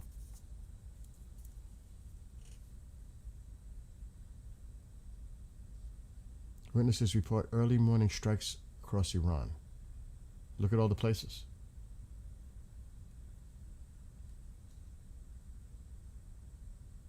Oh, they're getting pounded. See, we don't see this. This is part of the problem. We don't see what's going on there, obviously, because of the internet blackout. It's hard to get information, videos, photos out of Iran. But they are getting pummeled. We don't get enough information to show that side. All we see is, because it's an open source media, is things that happen in Israel, Saudi Arabia, Qatar, UAE, Bahrain, whatever. Iraq. But you don't see much coming from Iran because they don't want you to see what's going on there. It's people that are taking these videos and sending them to Iran International, to other sources, so that you can see what's going on. Otherwise, we would know nothing. Nothing.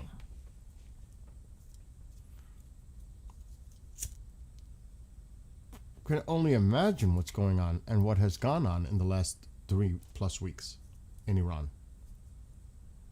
or their navy, or to the north, the Caspian Sea.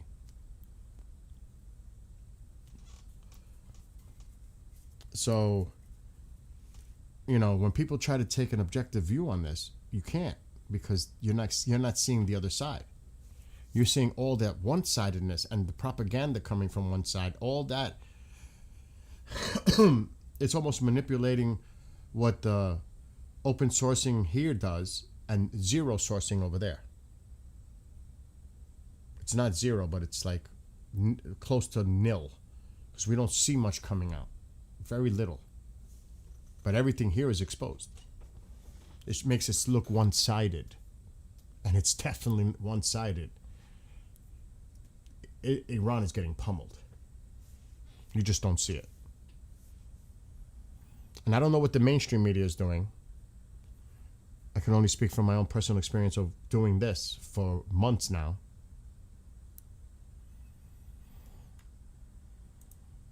So that's my personal opinion on it. There really is not much coming out. I gotta make a fire, but I gotta get firewood. I want to see if Tusi probably won't go live till later this evening. It's the weekend.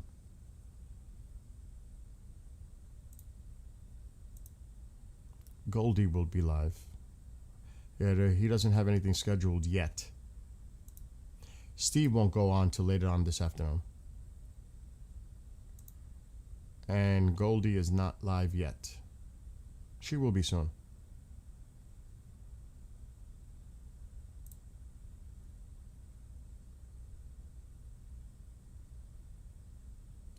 Wow. Pahlavi made a statement. Quote, Iran's civilian infrastructure belongs to the Iranian people and to the future of a free Iran. The Islamic Republic's infrastructure is the machinery of repression and terror used to keep that future from being reality, he said on X. I asked President Trump and Prime Minister Netanyahu to continue targeting the regime and its apparatus of repression while sparing the civilian infrastructure Iranians will need to rebuild our country. So he doesn't want them to hit that.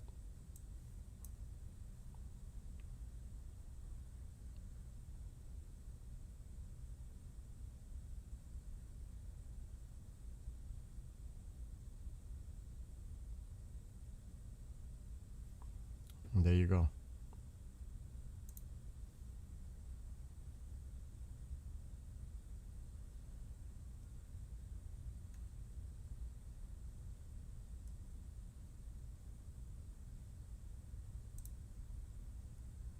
Just checking to see if there's anything else. It's like I said, it's really quiet right now. Eerily quiet.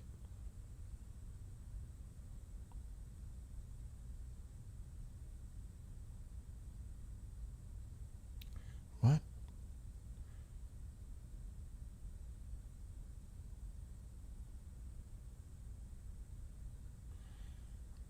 What the heck is this? That's old.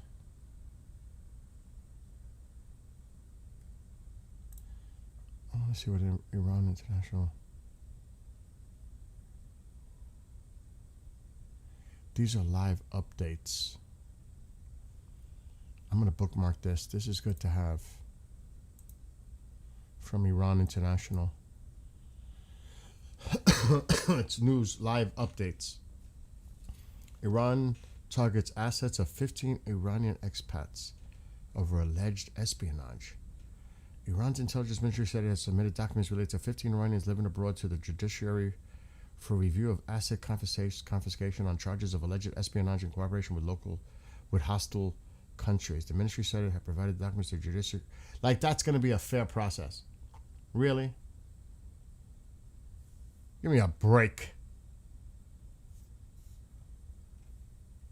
Really? Give me a break. They're executing people without a lawyer, without any kind of representation,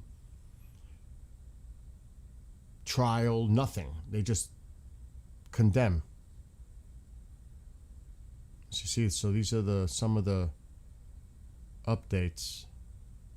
I already went over all this. I went all over every one of these points already today. But I'm going to keep that feed up.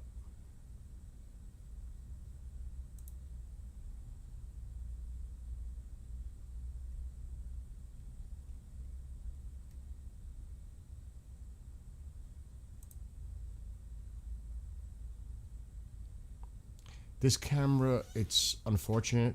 It's not a great quality when it's dark. But I'll tell you one thing, it looks really nice right now, the way it's lit up below.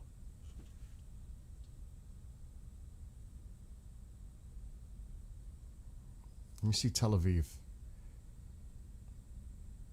And like I said, the weather's better in the region.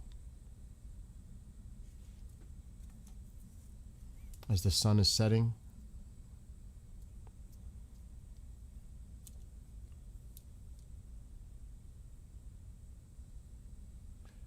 me check these other cameras out. You can see the sun reflecting in Tel Aviv.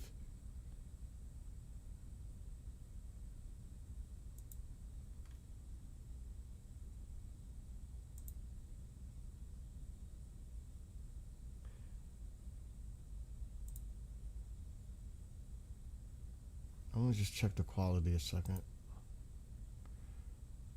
I may have to log in.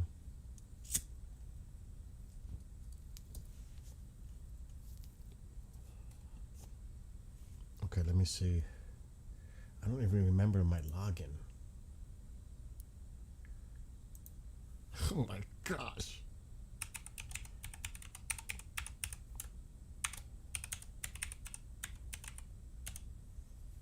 Forget about password. This is gonna be impossible.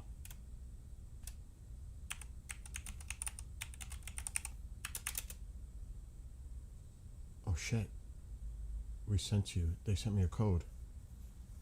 Maybe it was right.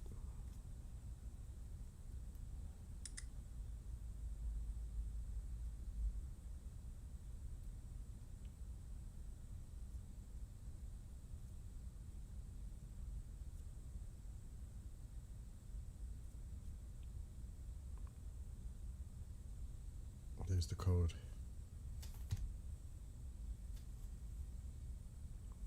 I can't see without my glasses. It's terrible.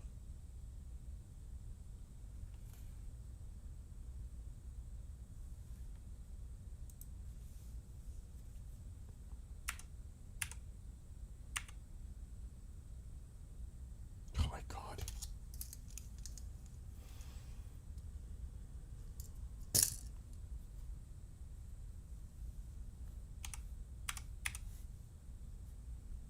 I'm logged in.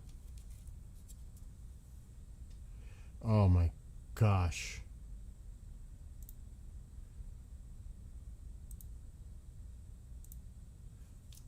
Now it wants me to do a survey.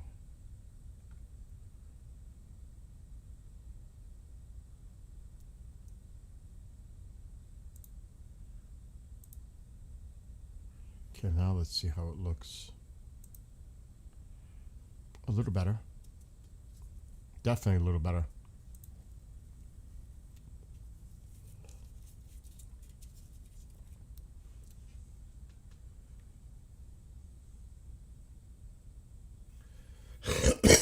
Excuse me.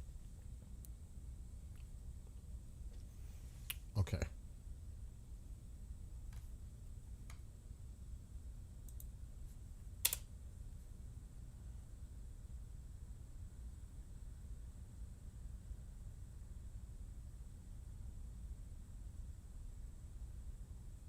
It's very, very quiet. Really quiet. And what time is it now? It's like 6:10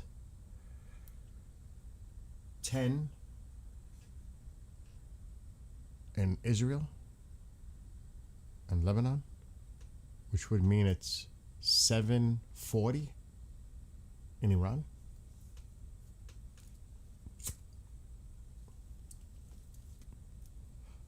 Alexa, what time is it in Tel Aviv, Israel?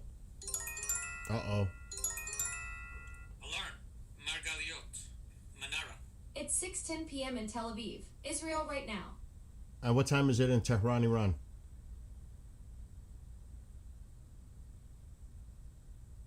It's 7:40 p.m. in Tehran, I Iran thought. right now. Alexa, stop. That's what I thought. It's 6 hours and 7.5 from the East Coast here.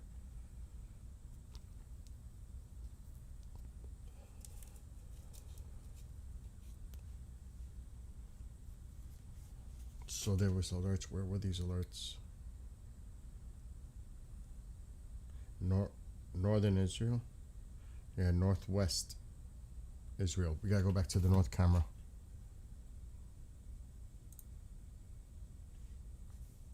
Northwest. Right on the border. Confrontation line.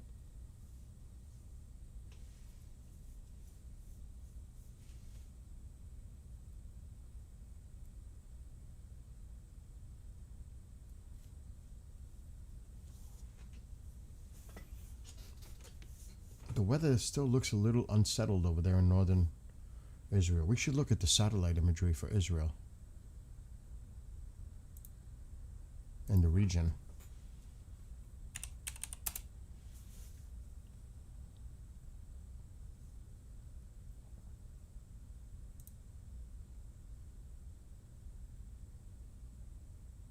I don't know if this is going to do it for me, but we'll try. Oh, yeah. They're still dealing with precipitation. Alarm. Hanita.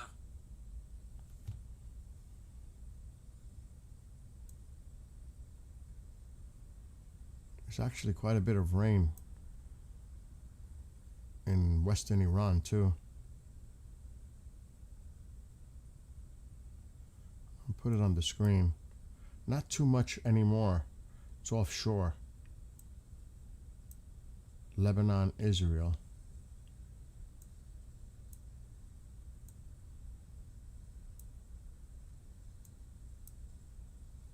Which way is this moving? It's moving onshore, but it looks like it's dissipating a bit. Except for that cell offshore.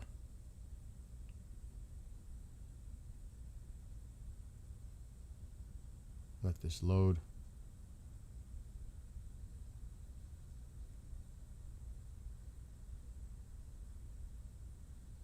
Mostly in Lebanon. Yeah, it doesn't want to load. Stop it. That's a future model, that's why. This could be glitchy at times. The AccuWeather.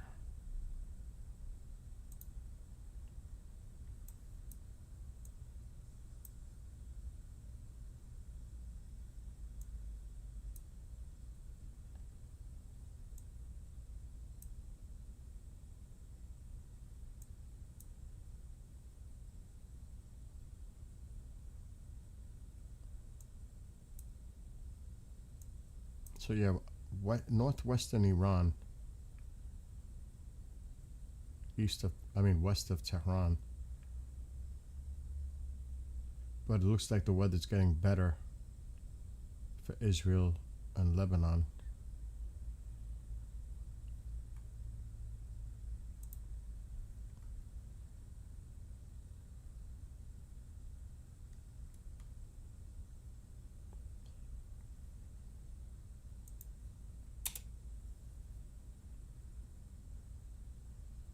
It is quiet on X. It is quiet on Telegram. It is quiet. Other than those alerts we just heard, it is quiet.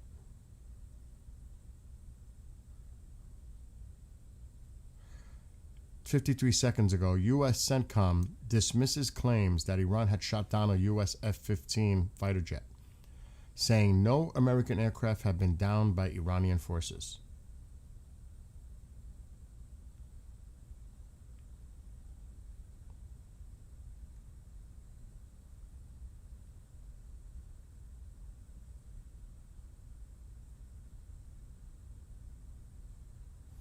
I don't believe there's any audio associated to it. Oh, there is.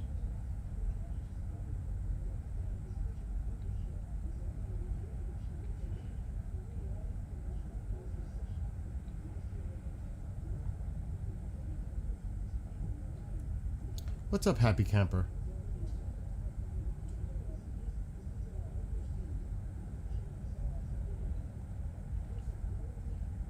Things are kind of quiet right now, which is a good thing. There's been a few alerts at the confrontation line to the north. Remember, it's still early though. It's 6:16 p.m. in Iran. In Israel, Lebanon. 7:46 p.m. in Iran. The night is just starting.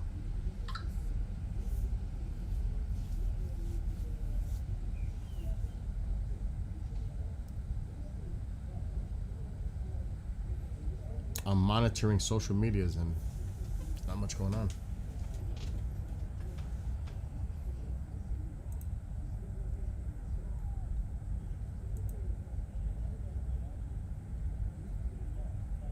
See, this just came out literally 4 minutes ago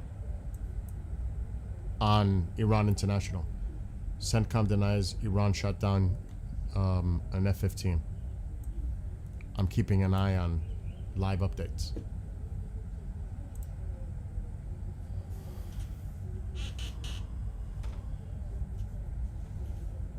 I'm monitoring as much as I can without rehashing the same old, same old.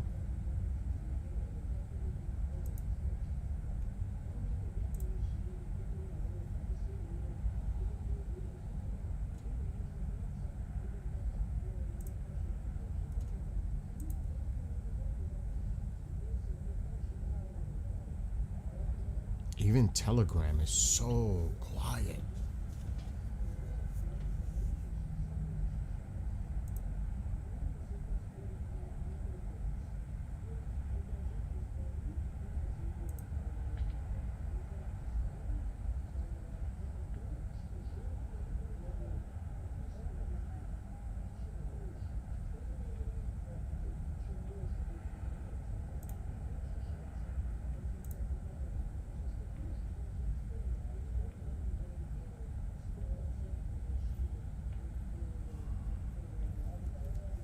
Like I said, not much.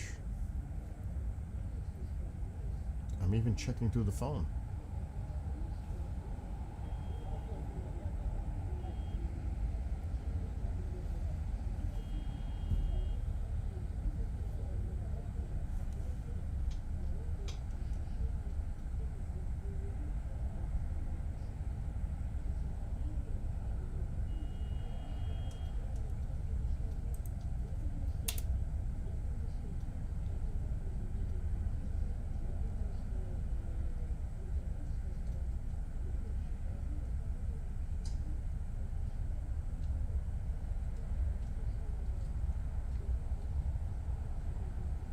Still amazing how they put out a fake video claiming that they were in the Strait of Hormuz.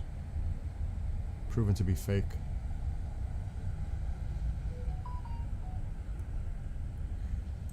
I'm gonna just check one more thing.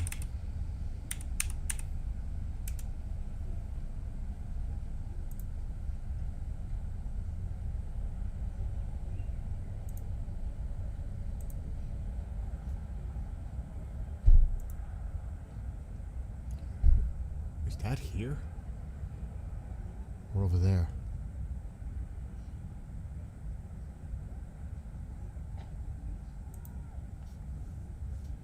Yeah, that was yesterday when he reported that. That was last night. Steve talked about this. Homefront Command update. Incident ended. The incident has ended in the following areas. Manara, Margaliot, I don't know why it's not working, but it was this one.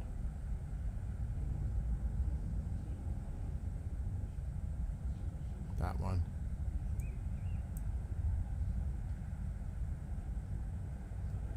An incident north of Sharjah, right there.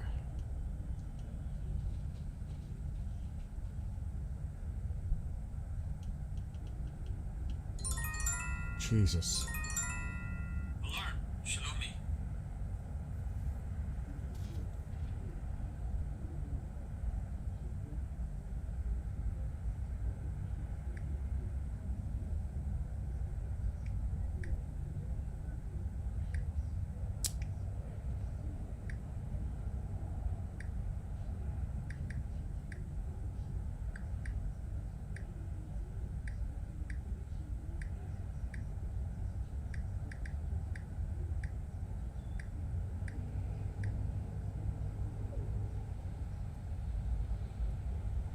Again, to the north.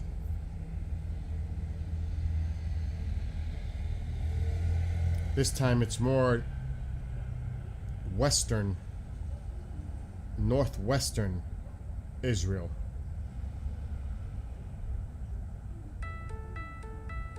Uh-oh. Homefront Command, flash update. Early warning. Early. Due to detected launches, alerts are expected in the coming minutes in the following areas. Drom HaNegev. Early warning. Negev. They're going back to the south. Yehuda. Arava. Yam HaMelach. They're targeting the south again.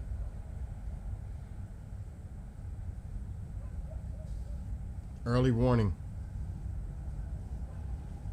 I heard Front command update. Incident ended. The incident has ended in the following areas. Hanita. This one ended.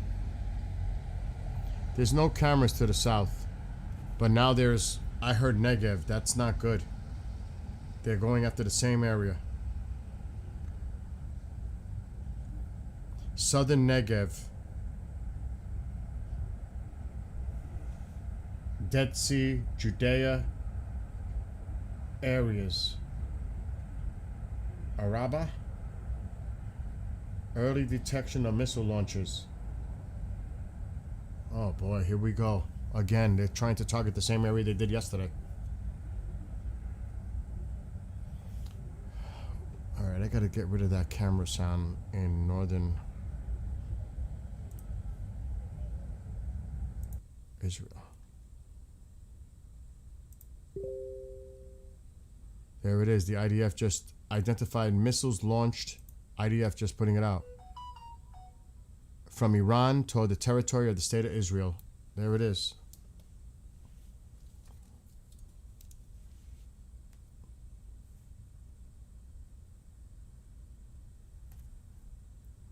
So there is early warning. That means we won't hear the sirens because it's in southern Israel. But if you live there, you getting the alerts, please be safe. Oh my God.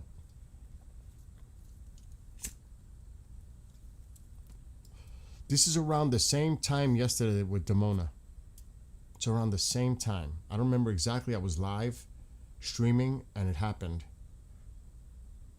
And then later on, it happened in Arad. I was not live.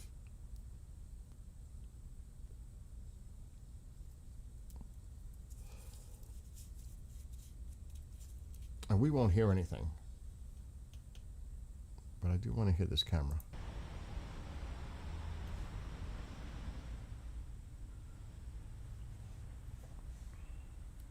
Let me see if they're showing anything. Nope, their cameras went down.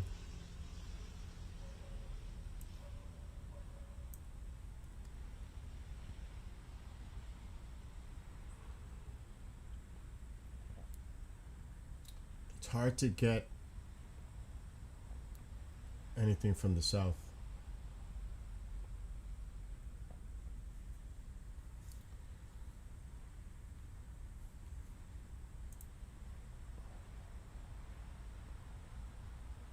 Launches towards southern Israel.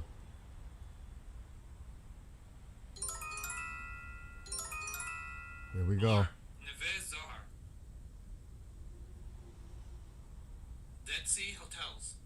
Dimona Industrial Zone. Here we go. Rotem Industrial Zone. Dimona. Yerucham. Merchav Am. Same area as yesterday.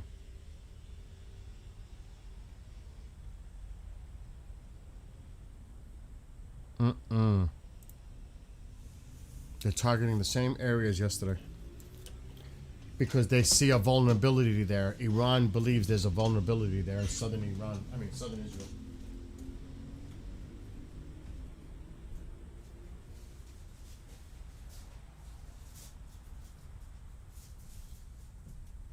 And I'm still worried that they're trying to target that nuclear research center. I mentioned that yesterday, and it was crazy because then it happened.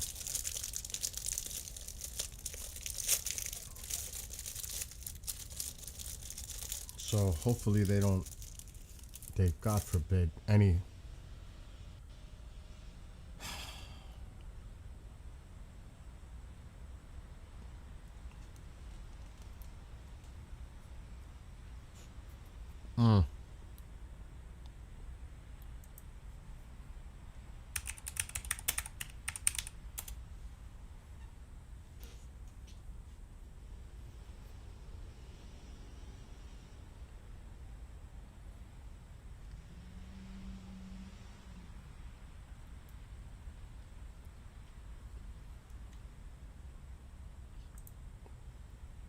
This is what I think they're going after.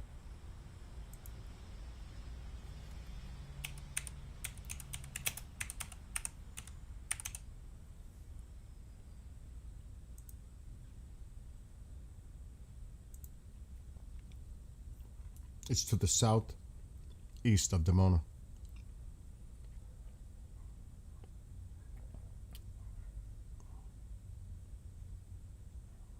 Right there. This is what I think they would want to hit.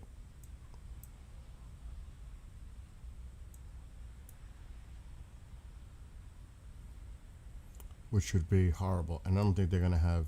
Yeah, I didn't think so.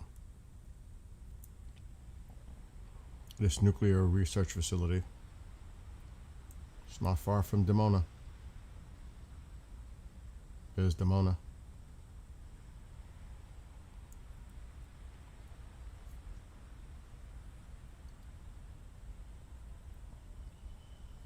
Horrible. Just horrible.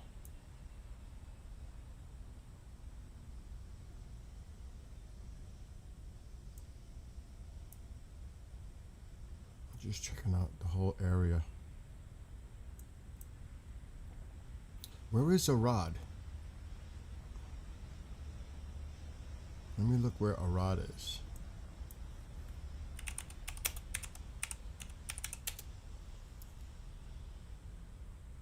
Did I not spell it right?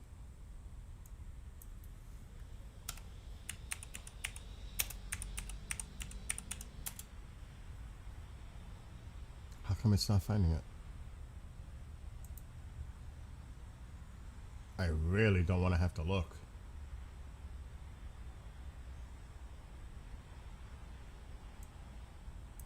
It's got to be close because it was close to Dimona. I just can't see this.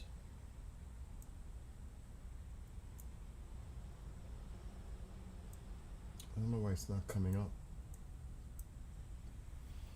But this is what Dimona was just mentioned, so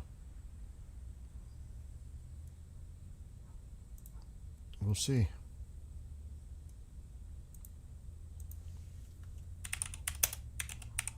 It's funny how it didn't pick up here.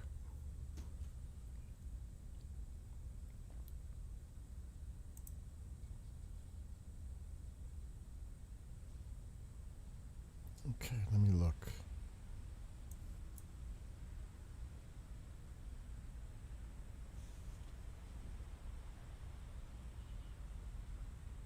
Oh, it's more to the north and east. There's a rod, which kind of makes me nervous in a way because they were short. If they hit a rod, they were like lining up because it's right in here, that facility.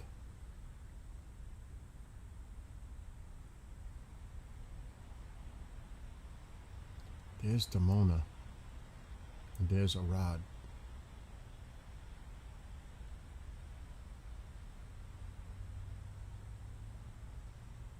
That is crazy. Home front command update. Yes, to the northeast. The incident has ended in the following. That's what I just said. It's to the northeast. What's up, Brian? And hello, Camilla. And what's up, Kev? That's a good question, Mark. How many are... You got to remember how large of a force they had, IRGC. Let me lower... Let me shut this audio. I mean, the total forces, they say it was a 1 million man army. If you count them all. What's left? I would think, depending... There was a video I watched that said that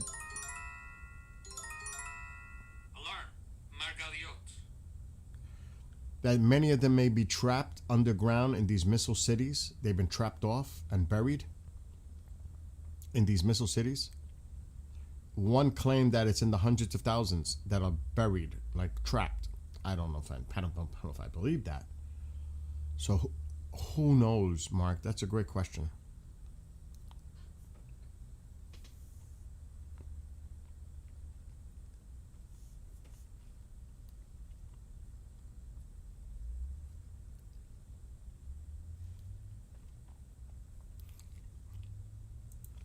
I'm watching these medias because They launched an attack towards southern Israel, so I'm a little worried now.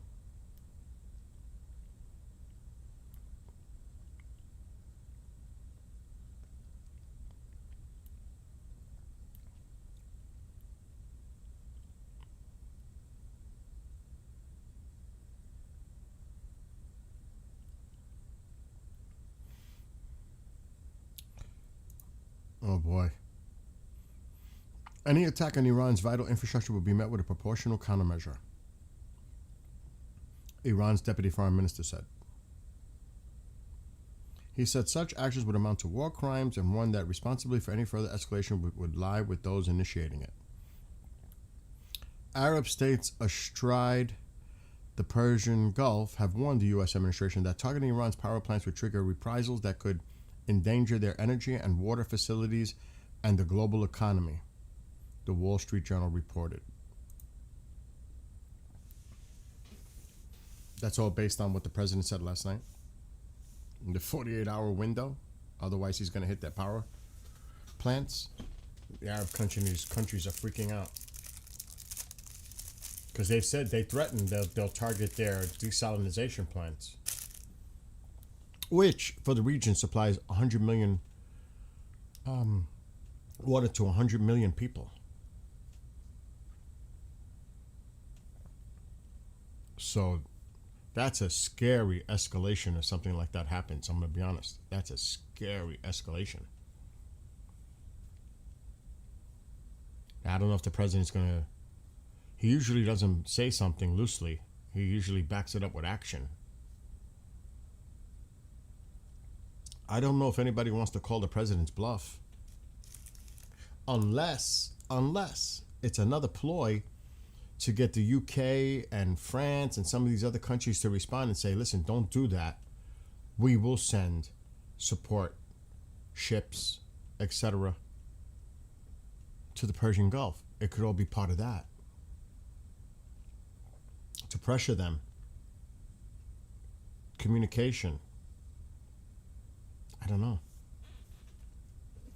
But that is a scary escalation. Alarm, Shtula.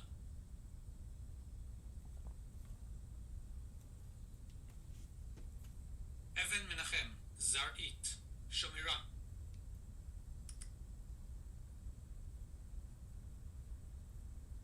That's the confrontation line now. So there's stuff going on to the north, and there's allegedly and stuff going on in the south.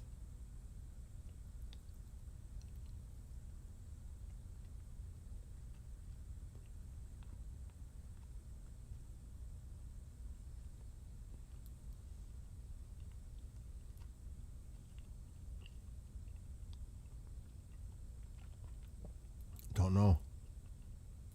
Homefront Command update. Incident ended. The incident has ended in the following areas. Drom HaNegev. Yehuda. Arava. Yam HaMelach. Incident ended. Drom HaNegev. To the south. That just came out. The threat ended in the south. Is Dimona listed there? That's the Dead Sea one and southern Negev. It did mention Dimona earlier. I haven't heard that name mentioned as canceled.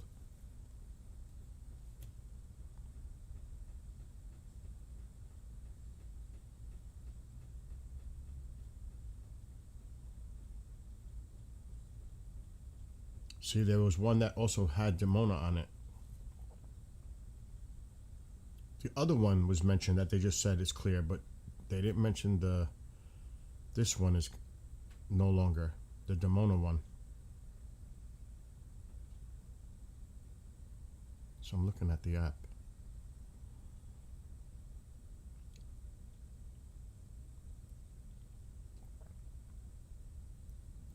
They say this one ended too, the confrontation line.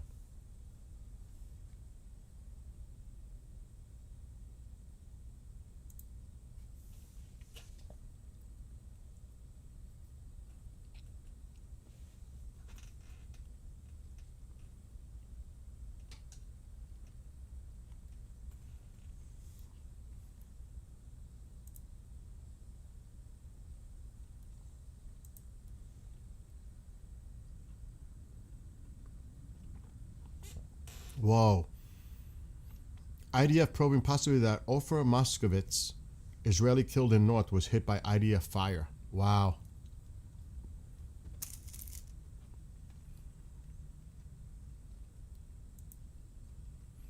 So he might have been hit by friendly fire.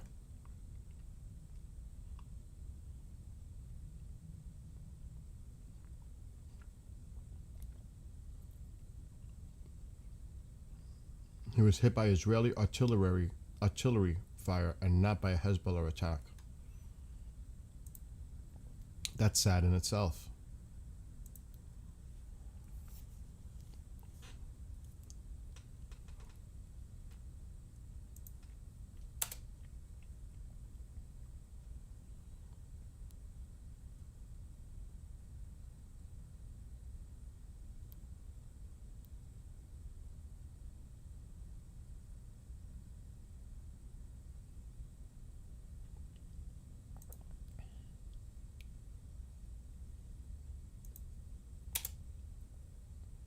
I'm just checking to see if there's anything else coming up.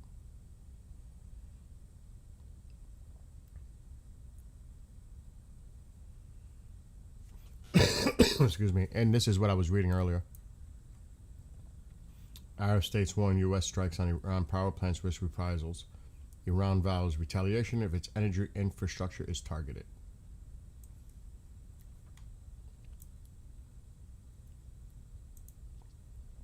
So obviously they're not going to agree to the president's terms, the 48-hour deadline. They're not.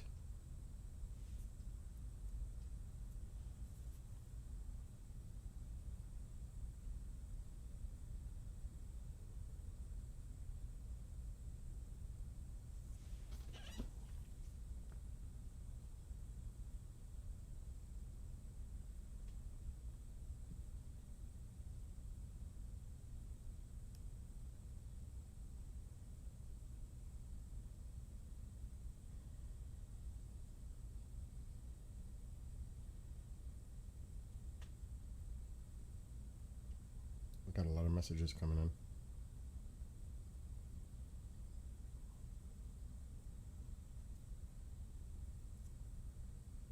A lot of alerts, though, in that little time period. To the north, southern,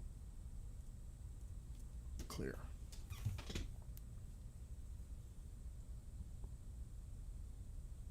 If Tusi goes, I don't think he's going to go live in the middle. Well, it's late for him. It's late in the afternoon now. It's almost 6 p.m. in the UK. But if Tusi's going live, anybody on chat, please let me know.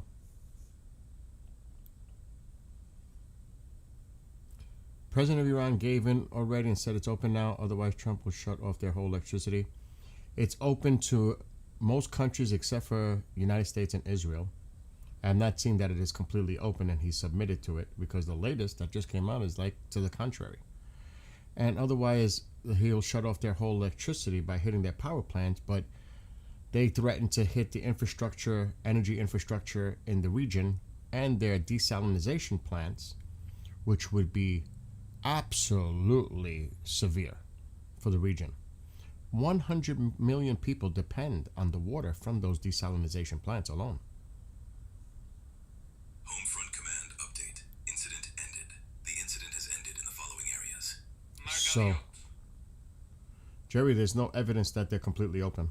They're only allowing certain countries to flow through the strait, like China, India. It's not fully open.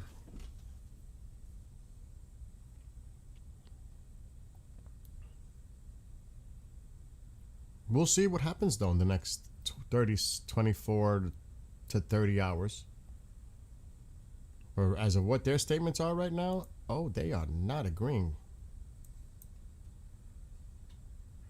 This is 24 minutes ago. Iran's deputy foreign minister said threats to target the country's power plants and vital infrastructure violate international would be met with proportional response. Any attack on Iran's vital infrastructure would be met with a proportional countermeasure. He says such actions would amount to war crimes, which is actually technically what they're doing right now in Israel, using cluster munitions, and warned that responsibility for any further escalation would lie with those initiating it. And the Arab countries are freaking out. And this was 18 minutes ago. Arab states astride along the Persian Gulf have warned the Alarm. Ya'ara. Matsuba. Shalomi. Hostile aircraft intrusion. That's it. drones, Avdon. probably to the north,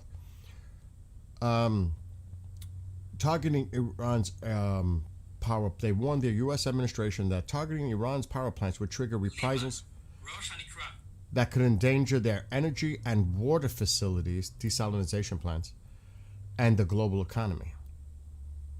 So that's bad. That is bad. So we'll see. Tomorrow at 7:44 p.m. is the deadline. There's a bunch of alerts coming in now. Abirim, Evan Menachem, Elon, Alkosh, Oshrat, Julis, Goran, Gita, Gaaton, Zarot, Oh my gosh. Yanuach, Jat, Yirka, Khalil, Kfar Yasif, Lapidot, To the northwestern corner of Israel. Amka, Fasuta, Right now. Oh my gosh. Netiv HaShayara, Sheikh Danun, Actually, it's more to the south. Oh my God, look at this huge area. It's still to the east. It's still in the northeast. But it's a lot of places. Jesus. It's definitely in the northeast. Northwest. I'm sorry. Northwest corner. Near the Mediterranean.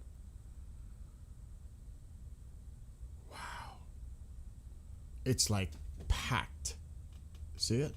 Right along the Mediterranean. So the northwest corner, right along the confrontation line with Lebanon. That's a lot of areas that are under an alert right now. Upper Galilee. Wow. And it's drones. Hostile aircraft intrusion, drones.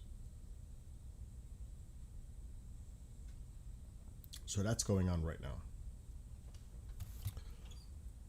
And I don't know where this camera is in northern Israel, but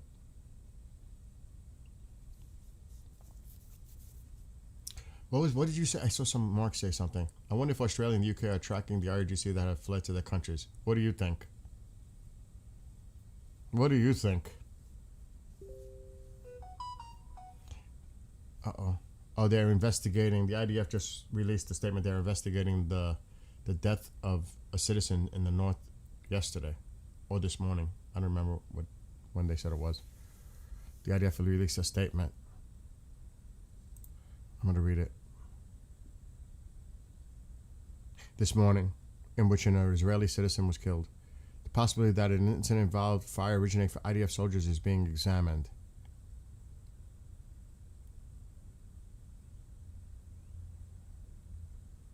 The deadline that the president issued last night at 7:44 p.m. Eastern was that the strait has to be opened completely without threat. Otherwise, the United States would hit their largest power plant. Well, starting with the largest power plant, but he said would attack their power plants, starting with the biggest one first. That's what the president put out last night. And he said, starting from this, I could put the post. Let me just show you the post. It's better. I don't want to take what he said out of context. This is a major escalation.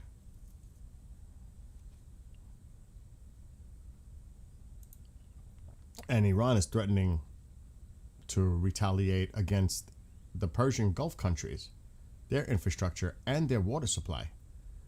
So that is a serious escalation. We'll see what happens. It's right here on Truth Social last night. If Iran doesn't fully open without threat the Strait of Hormuz within 48 hours from this exact point in time, 7:44 last night, the United States of America will hit and obliterate their various power plants, starting with the biggest one first. Thank you for your attention to this matter, President Donald J. Trump. So that was 7:44 last night. So 7:44 tomorrow night is the deadline Eastern time. So we shall see. We shall see.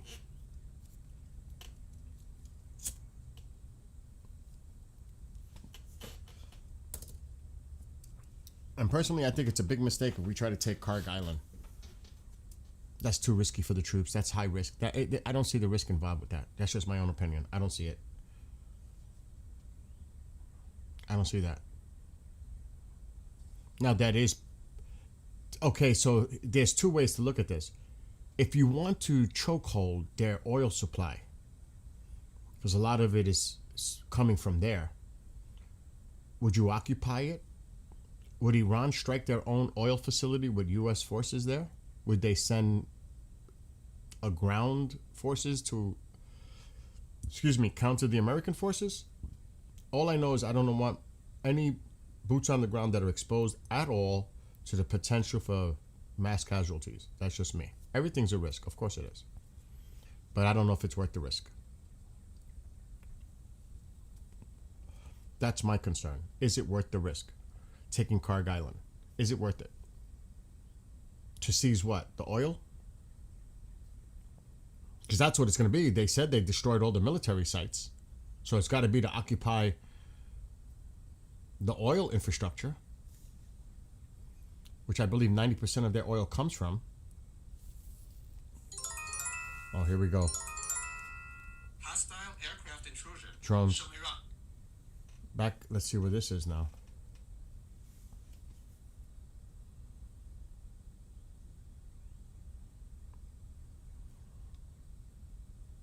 To the north, more to, it's still like more almost to the center to the north, but it still leans to the west.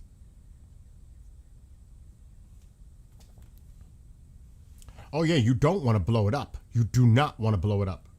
That's what I'm saying. They would have to go in there to occupy it, not blow it up. Occupy it. Take it over. And would Iran risk sending a missile there while they're there to hit their own facility? I don't think so.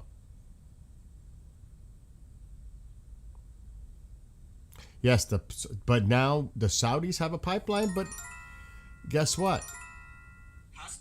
The Yemen, the Houthis are threatening that. The Houthis are threatening that. That they'll shut that off. They'll shut that straight off. So they can have that pipeline there. Good luck with ships trying to get to it. That means nothing. Because the Houthis are threatening it. That's why I keep saying you got to deal with the Houthi issue. The Yemen issue. So, yeah, that is true. But, at the same time,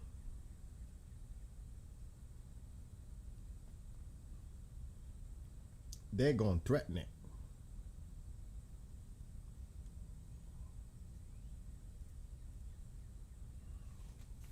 And it's that strait, that choke point as you enter into the Red Sea. That is the place to be really concerned about putting ships in there. It's even more narrow than the Strait of Hormuz. He said he got all the launches. Oh, I don't know about that.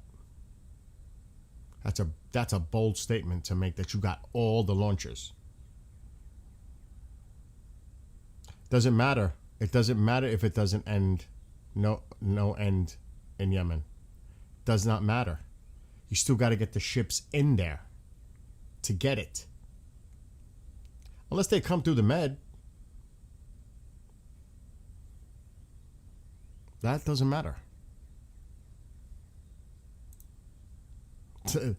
They're still going to go after it.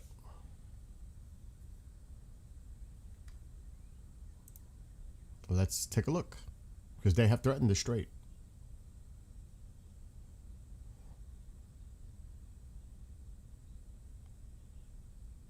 Still got to get the ships there. Now, they could come from the north, from the Med. They could. At least the Europeans could.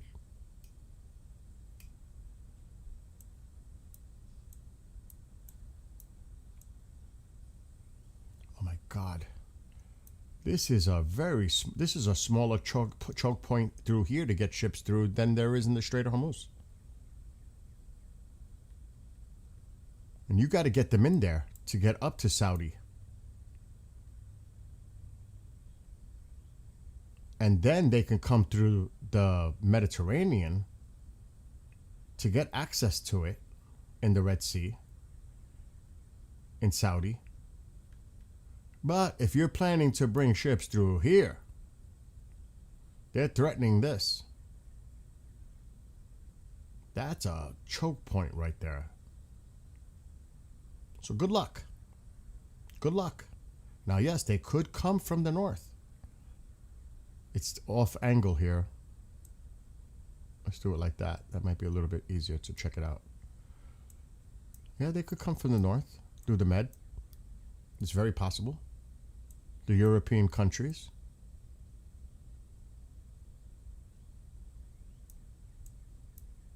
But they're threatening that.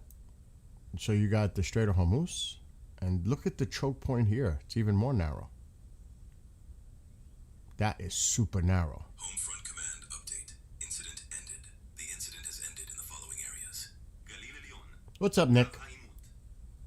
So, yes, you can come from the north. Yes. But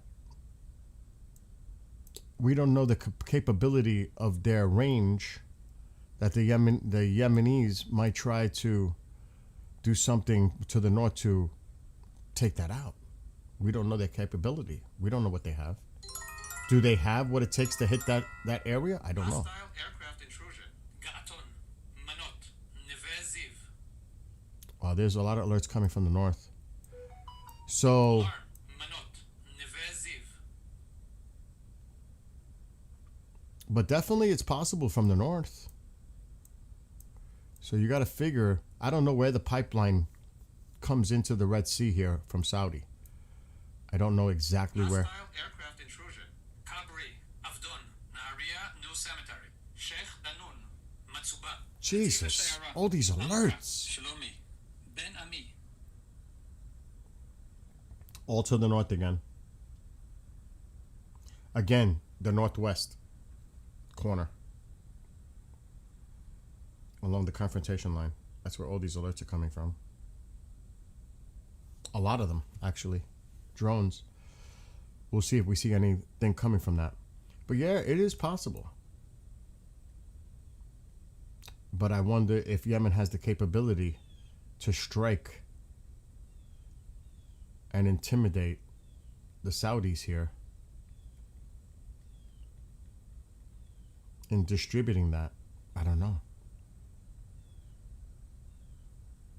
All I know is it's definitely not safe to come from the south. It's not safe. Unless they take the Houthi threat in Yemen.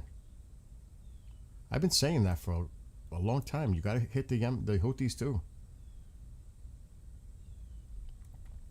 Now, where is Karg Island? Which one is it? I never looked into it, to be honest. Is it this one? Yeah, it is. And there it is. There's their infrastructure right there. Look at that. So do we go in and occupy it? Take it over without destroying it? It's a good question.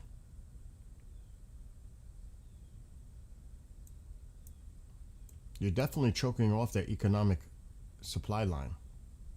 This is major.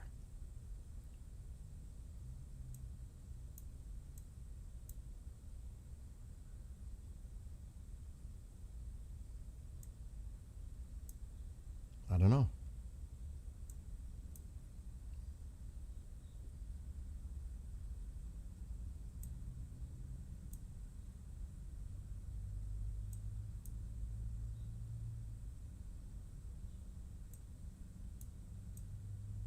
Look at that.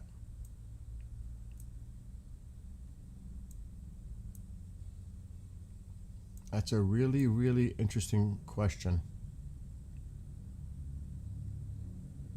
And what is this island? If I'm taking Karg, what the hell is this, a runway? What is this, nothing? What is that?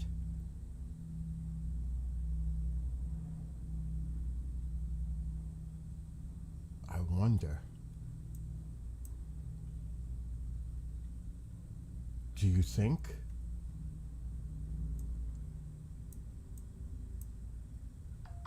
that this would be an installation for missiles? There's two of these areas.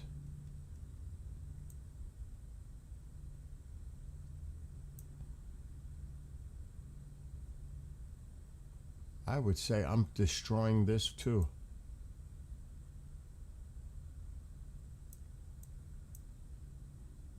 I'm not occupying it, but I'm sure hitting anything here that I think is a risk.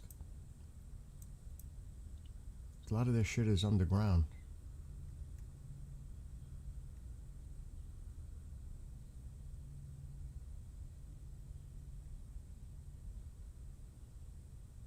What is that?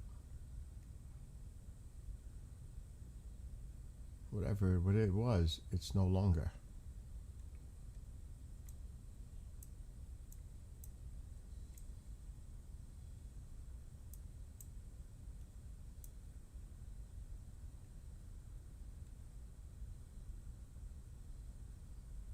Yeah, that's looks abandoned.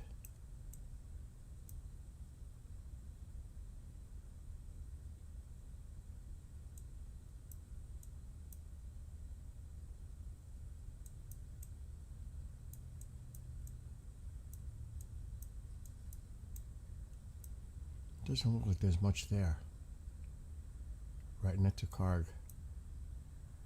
So yeah, this is something to think about. Really. It does look like a missile site, doesn't it? Yeah, that's the pipeline island, yes. Was it on Call of Duty? Which version? Battlefield 6 map? Really? I haven't. I haven't even hardly played it. Can you believe that?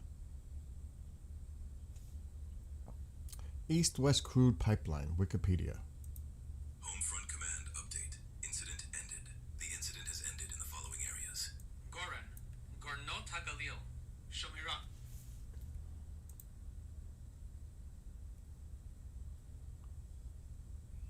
Okay, so right about there.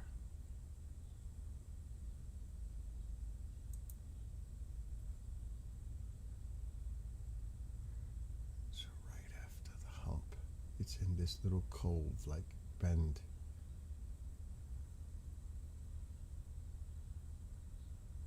I want to get a good idea where that is.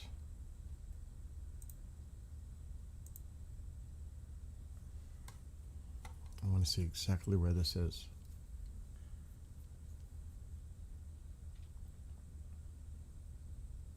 Come on, Google Earth.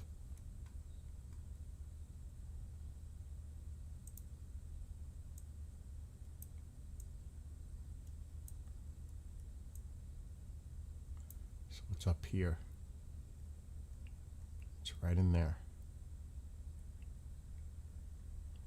Right in there. That's quite a distance from Yemen.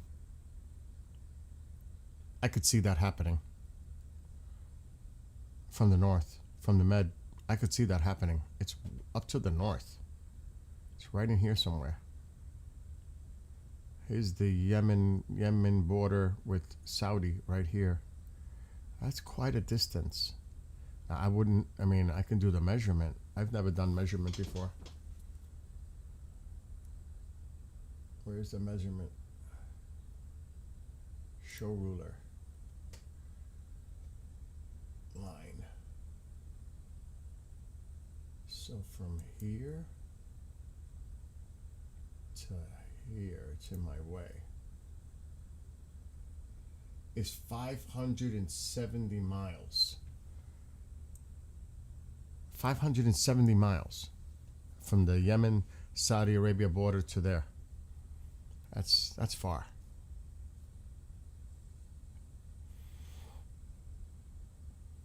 I think I'm not. I'm speculating. I think that would be something that could be done for the European countries, especially coming from the Med.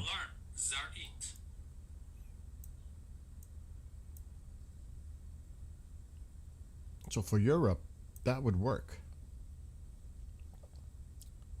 It would.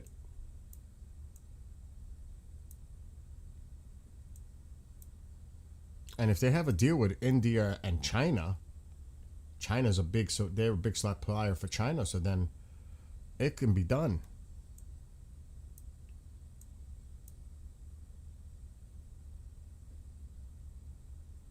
What would be a perfect world is also to get a pipeline coming from Iran across and into the Black Sea area as well.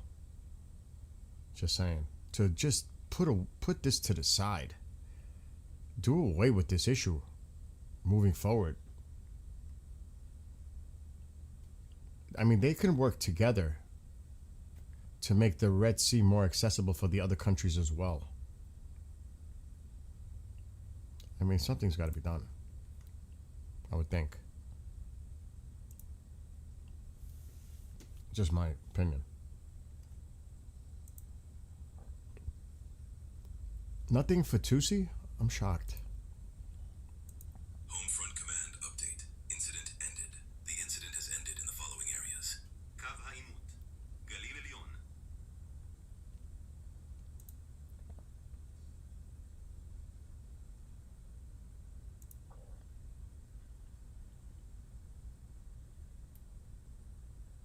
Upcoming. Tusi's coming up.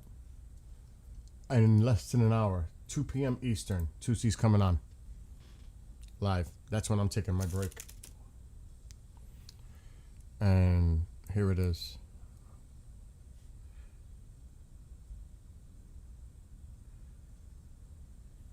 Anti-IRGC Iranians prepare ground operation.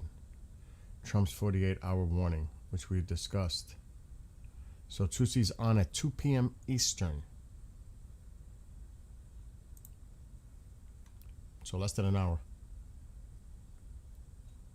All right, let's see what you guys are saying in here now.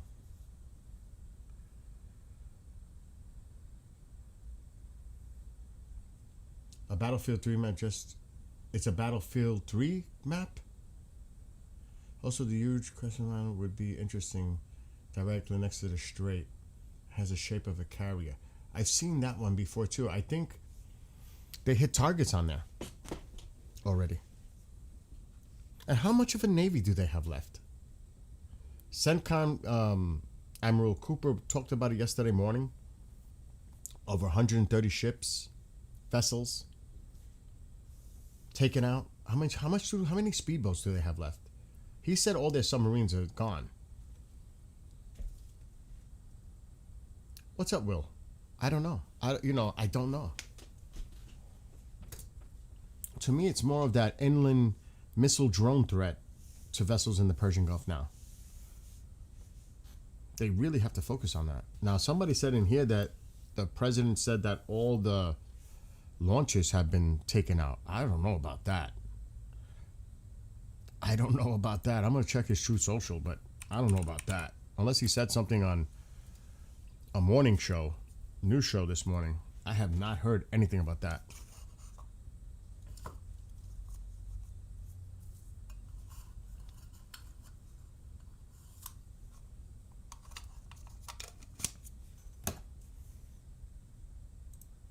But then again, he may have made a comment in reference to it this morning.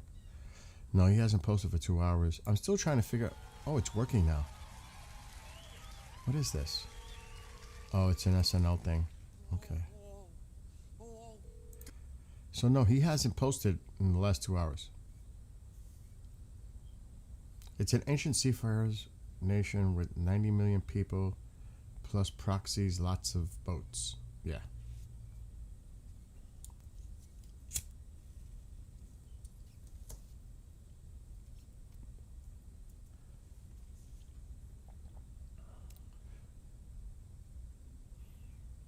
Like I said, we're gonna find out how this develops over the next 24 to 30 hours with this ultimatum, pretty much. Alarm. Raja.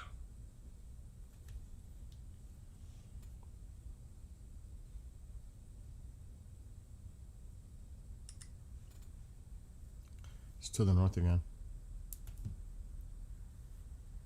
A lot's going on to the north. This time it's northeast tip near the confrontation line. Let me go back to that.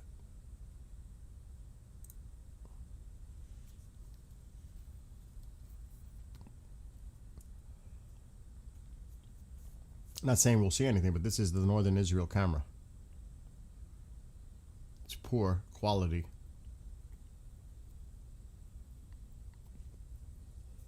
But this is where the alerts are going off. I should check and put the volume on just in case for Lebanon. Beirut. I'm going to leave this mic on because then we could hear if anything's going on.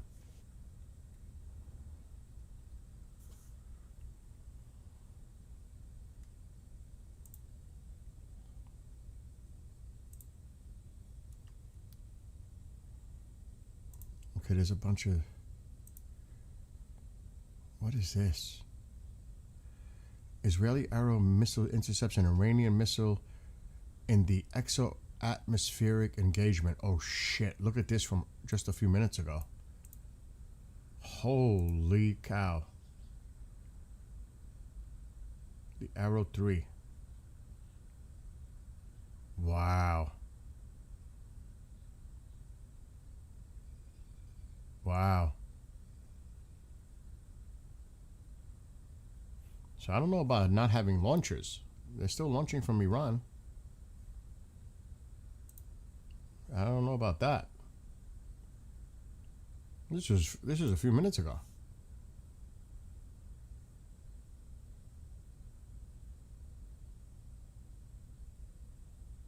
That's pretty wild to look at. They just put that out 10 minutes ago.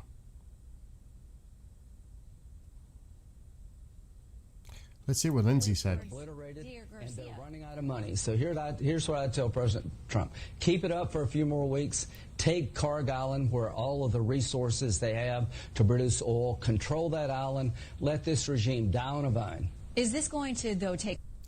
That's exactly what we were just discussing.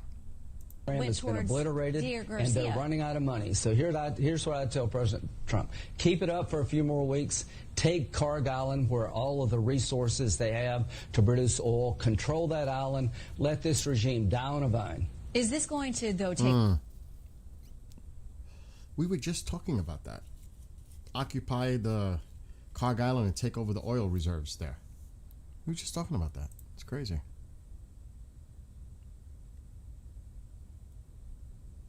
What?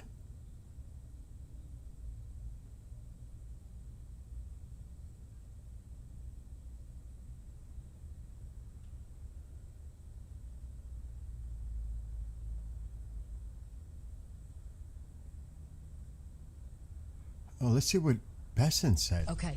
NBC News is reporting that President Trump is considering sending troops into Iran. Will the administration use troops to secure the Strait of Hormuz or for any other reason, Mr. Secretary? Again, as President Trump said during the press break yesterday when he was going out to Marine One, he's not going to give away what we're going to do. He's, as President Trump always does, he's leaving all options on the table. We had a very successful bombing campaign against the military installations at Carg Island, the nexus for all the Iranian oil supply. You know, what could happen with Carg Island, we'll see. And again, just to be clear, the command and control system of the Iranian regime is in chaos. This is Hitler's bunker. Hitler is dead. Himmler is dead. Goring is dead. Most of what you're seeing are lone wolf activities. The mid-range ICBM that was shot off, these 2 missiles yesterday, that's out of desperation, Kristen.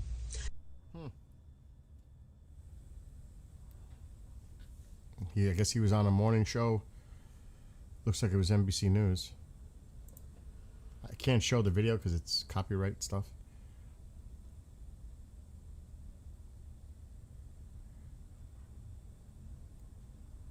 What is this? Oh, I already put that. That was from earlier. What is this?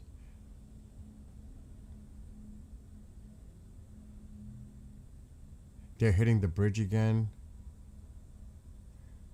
All right, we already said that about what Reza Pahlavi said.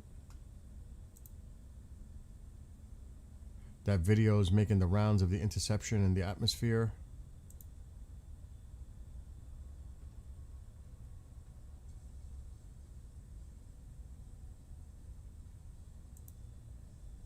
Yeah, that video is making the rounds now of the missile interception. Making the rounds all over the place. This one, the interception.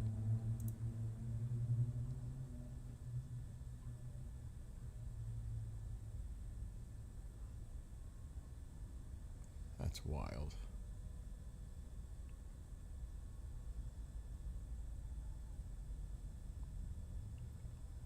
So there you go. That was Israel news. I'm going to lower this volume a little bit. That's actually the volume coming from the Beirut camera.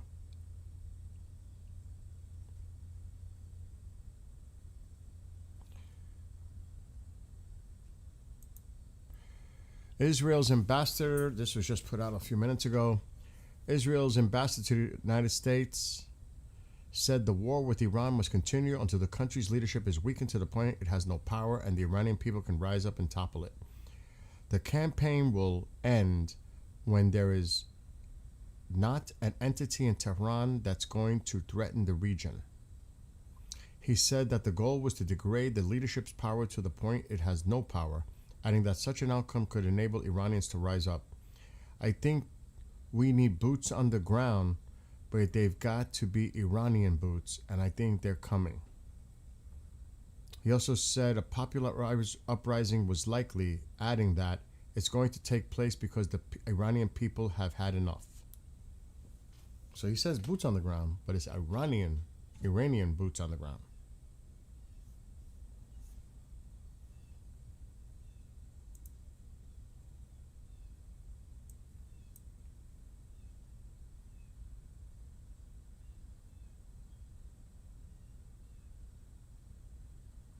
So that's the latest coming from this live update feed.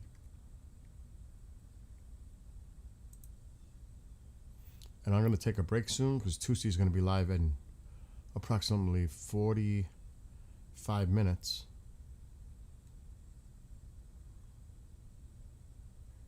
Oh my God. Footage shows a man narrowly escaping an Iranian cluster munition impact just seconds before it hit nearby. Wow. I want to see this video.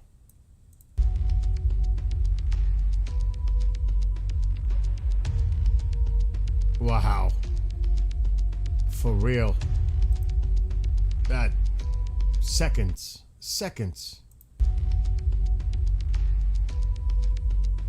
1, 2, 3. Like 3 seconds. Damn. He was literally like 3 seconds ahead of it. Damn, that's crazy.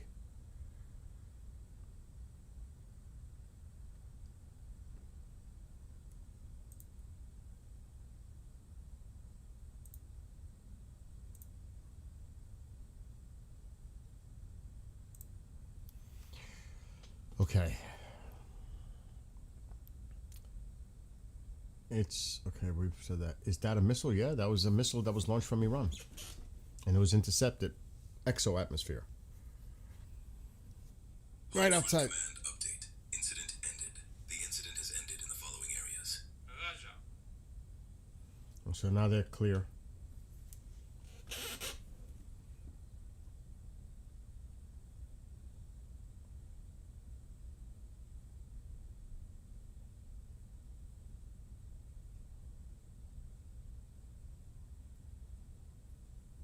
And remember, it's early yet in the nighttime hours there. What is it? It's 1:17, so it's 7:17 in Israel, Lebanon, and 8:37 p.m. in Iran. It's crazy.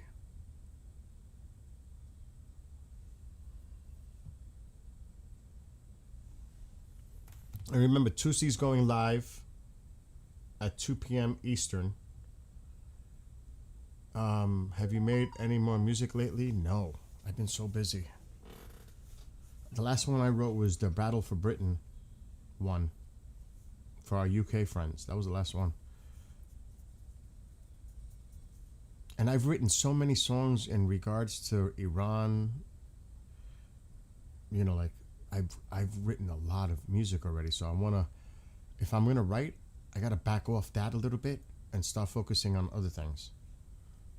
You know what I mean? Because I've become almost obsessive with the writing. I'm gonna have to start picking on other topics to write about. You know what I mean?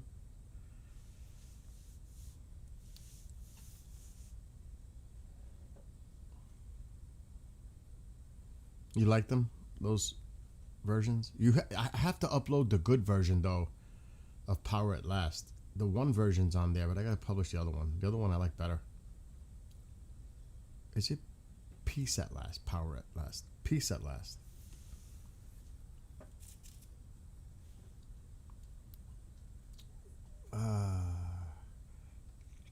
Darren, what intercepts? There was one earlier that was intercepted coming in from Iran. Now, I don't know if this is the one that was heading to the Negev area or Dimona, but it was intercepted. This was like maybe an hour ago. And they got it at a high altitude with the Arrow 3. Didn't work out so good yesterday. Hold on. Reports of explosions in eastern Tehran in Iran. This is an image though. So this is in eastern Iran, that's telling in itself because eastern is far.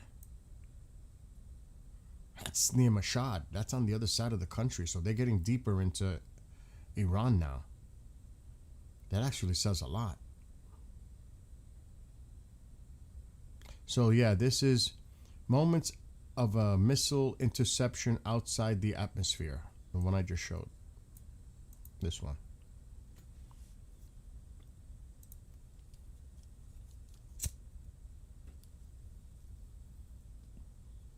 This was an hour or so ago.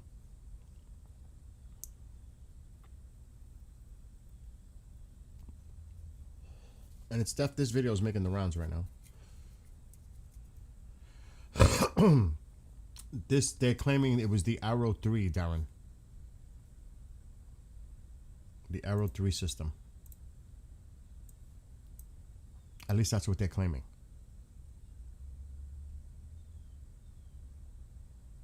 I can only go based on what they're reporting. Holy shit, what is this? Oh, they hit the bridge again.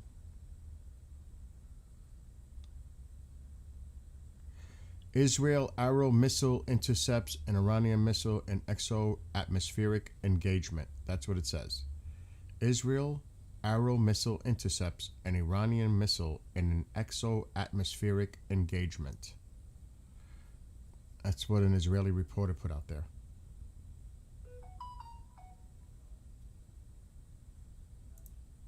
Again, I can only go based on what they're reporting. I don't know if, the accuracy to that, but that's basic. That's what they're reporting.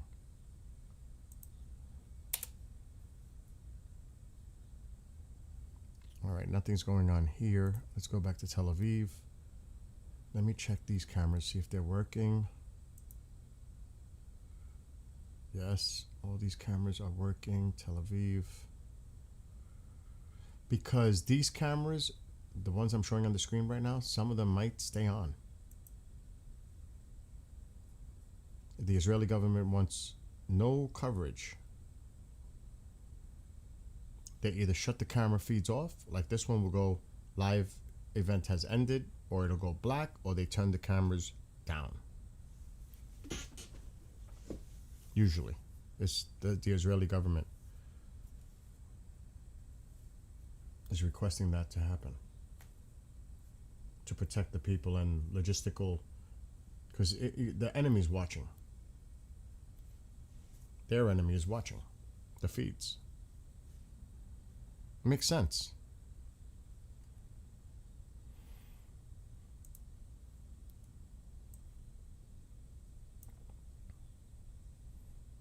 So remember, Tusi's live in about 35 minutes. Tusi TV.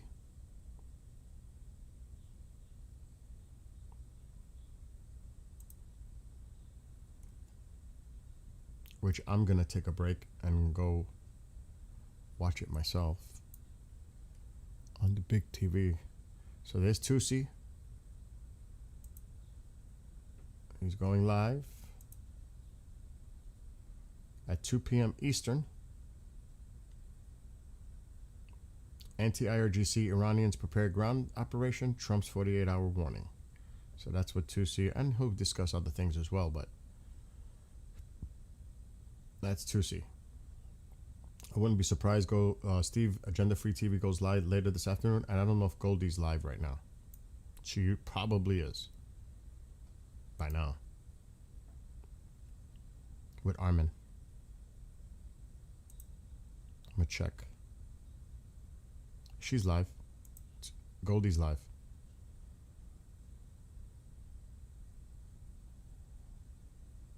Dignity, justice, freedom. And she usually does that with Armin. They play, oh my God, they play a few videos before they actually start the show.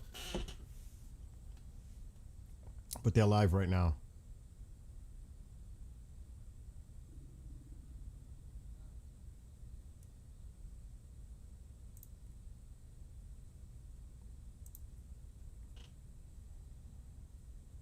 So Goldie is live with Armin. Tusi will be live in like in a half hour. And then later this afternoon, I wouldn't be surprised if Steve, Agenda Free, goes live. And it's early yet.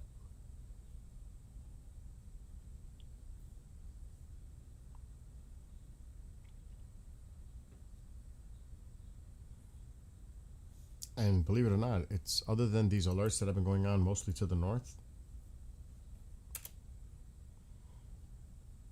it's kind of quiet on the social media platforms. It's Sunday, but that means nothing. It's really quiet, even on Telegram.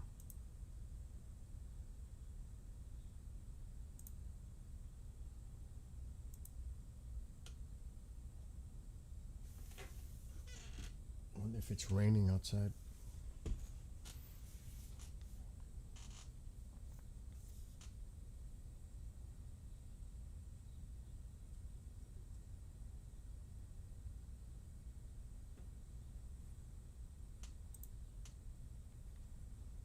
I'm checking the cameras.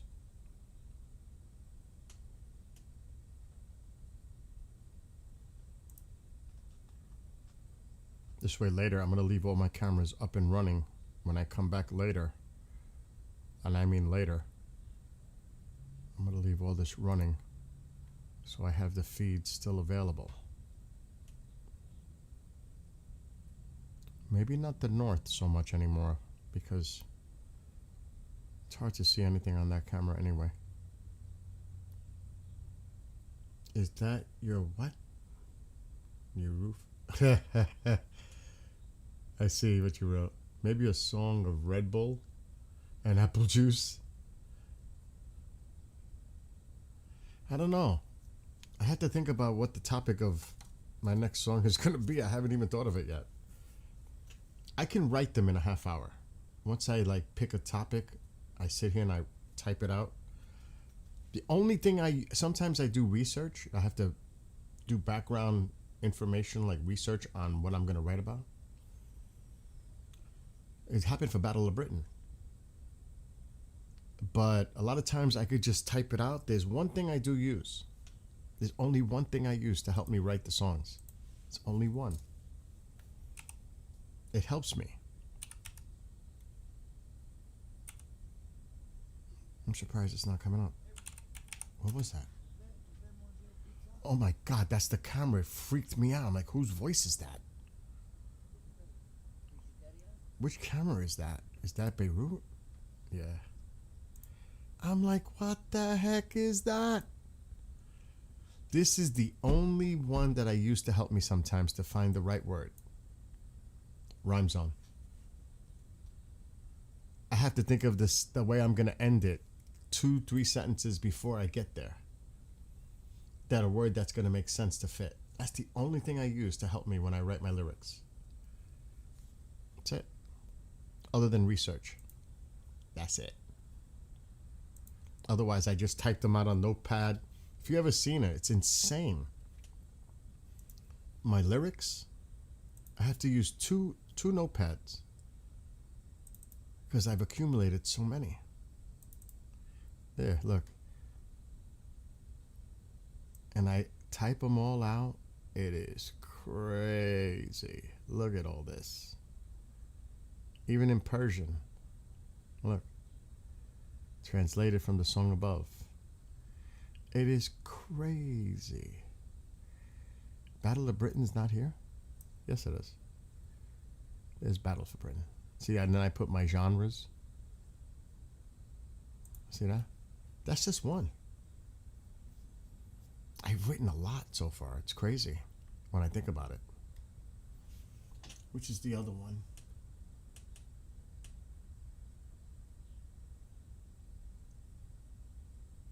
I know I have another one.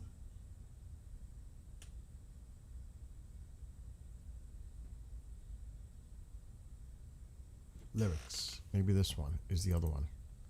Yeah, boundaries. Here's another one that I have to... I'm going to start using this one because this... Look at this. So I have two of them. I'm going to start using this one to add to writing to. It's getting to be too much. Actually, I want to hear Peace at Last, the one that's not published. I really like it. Before I get off.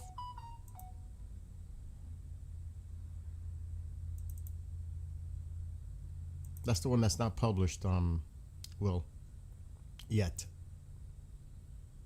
I have to publish this one. Because I actually like him better than the other version. You've heard one version that's available on Amazon Music and all those other places. But this is the one I got to publish. This is the one I like.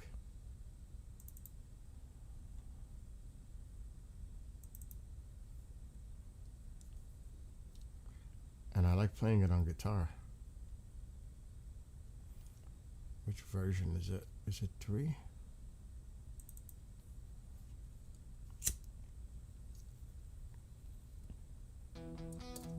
Yeah, it's this one.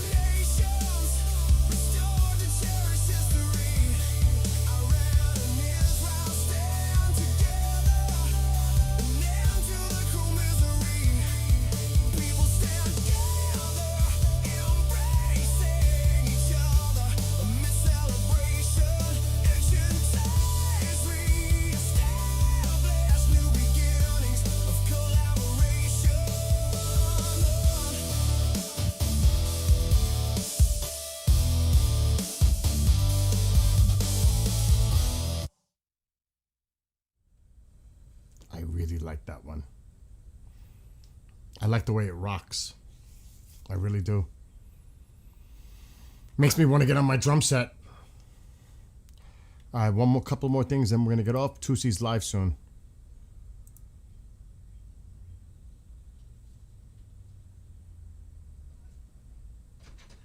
Oh, here we go. What's going on now? Who's in the room? Me. Oh, what happened? You okay? Yeah, I'm just streaming. Oh. I'm gonna get off in a second. Matter of fact, this could be a good time now that Mom is here. Everybody, have a great rest of your afternoon, evening, morning, whatever it is. Tusi's live in 25 minutes. Goldie's live right now. Steve, Agenda Free TV, should be live later on this afternoon. I'll try to come back later. If anything breaks, I'll come back. But I need to take care of some business now. They're saying hello, Mom. Hi, sweetheart. God bless you all and your family. Why did that camera just go out? Anyway, I'll be back later. This afternoon. But I got to take care of some business here. And watch Tusi myself. All right, you lovelies. Be well, be blessed, be safe. See everybody later on this afternoon.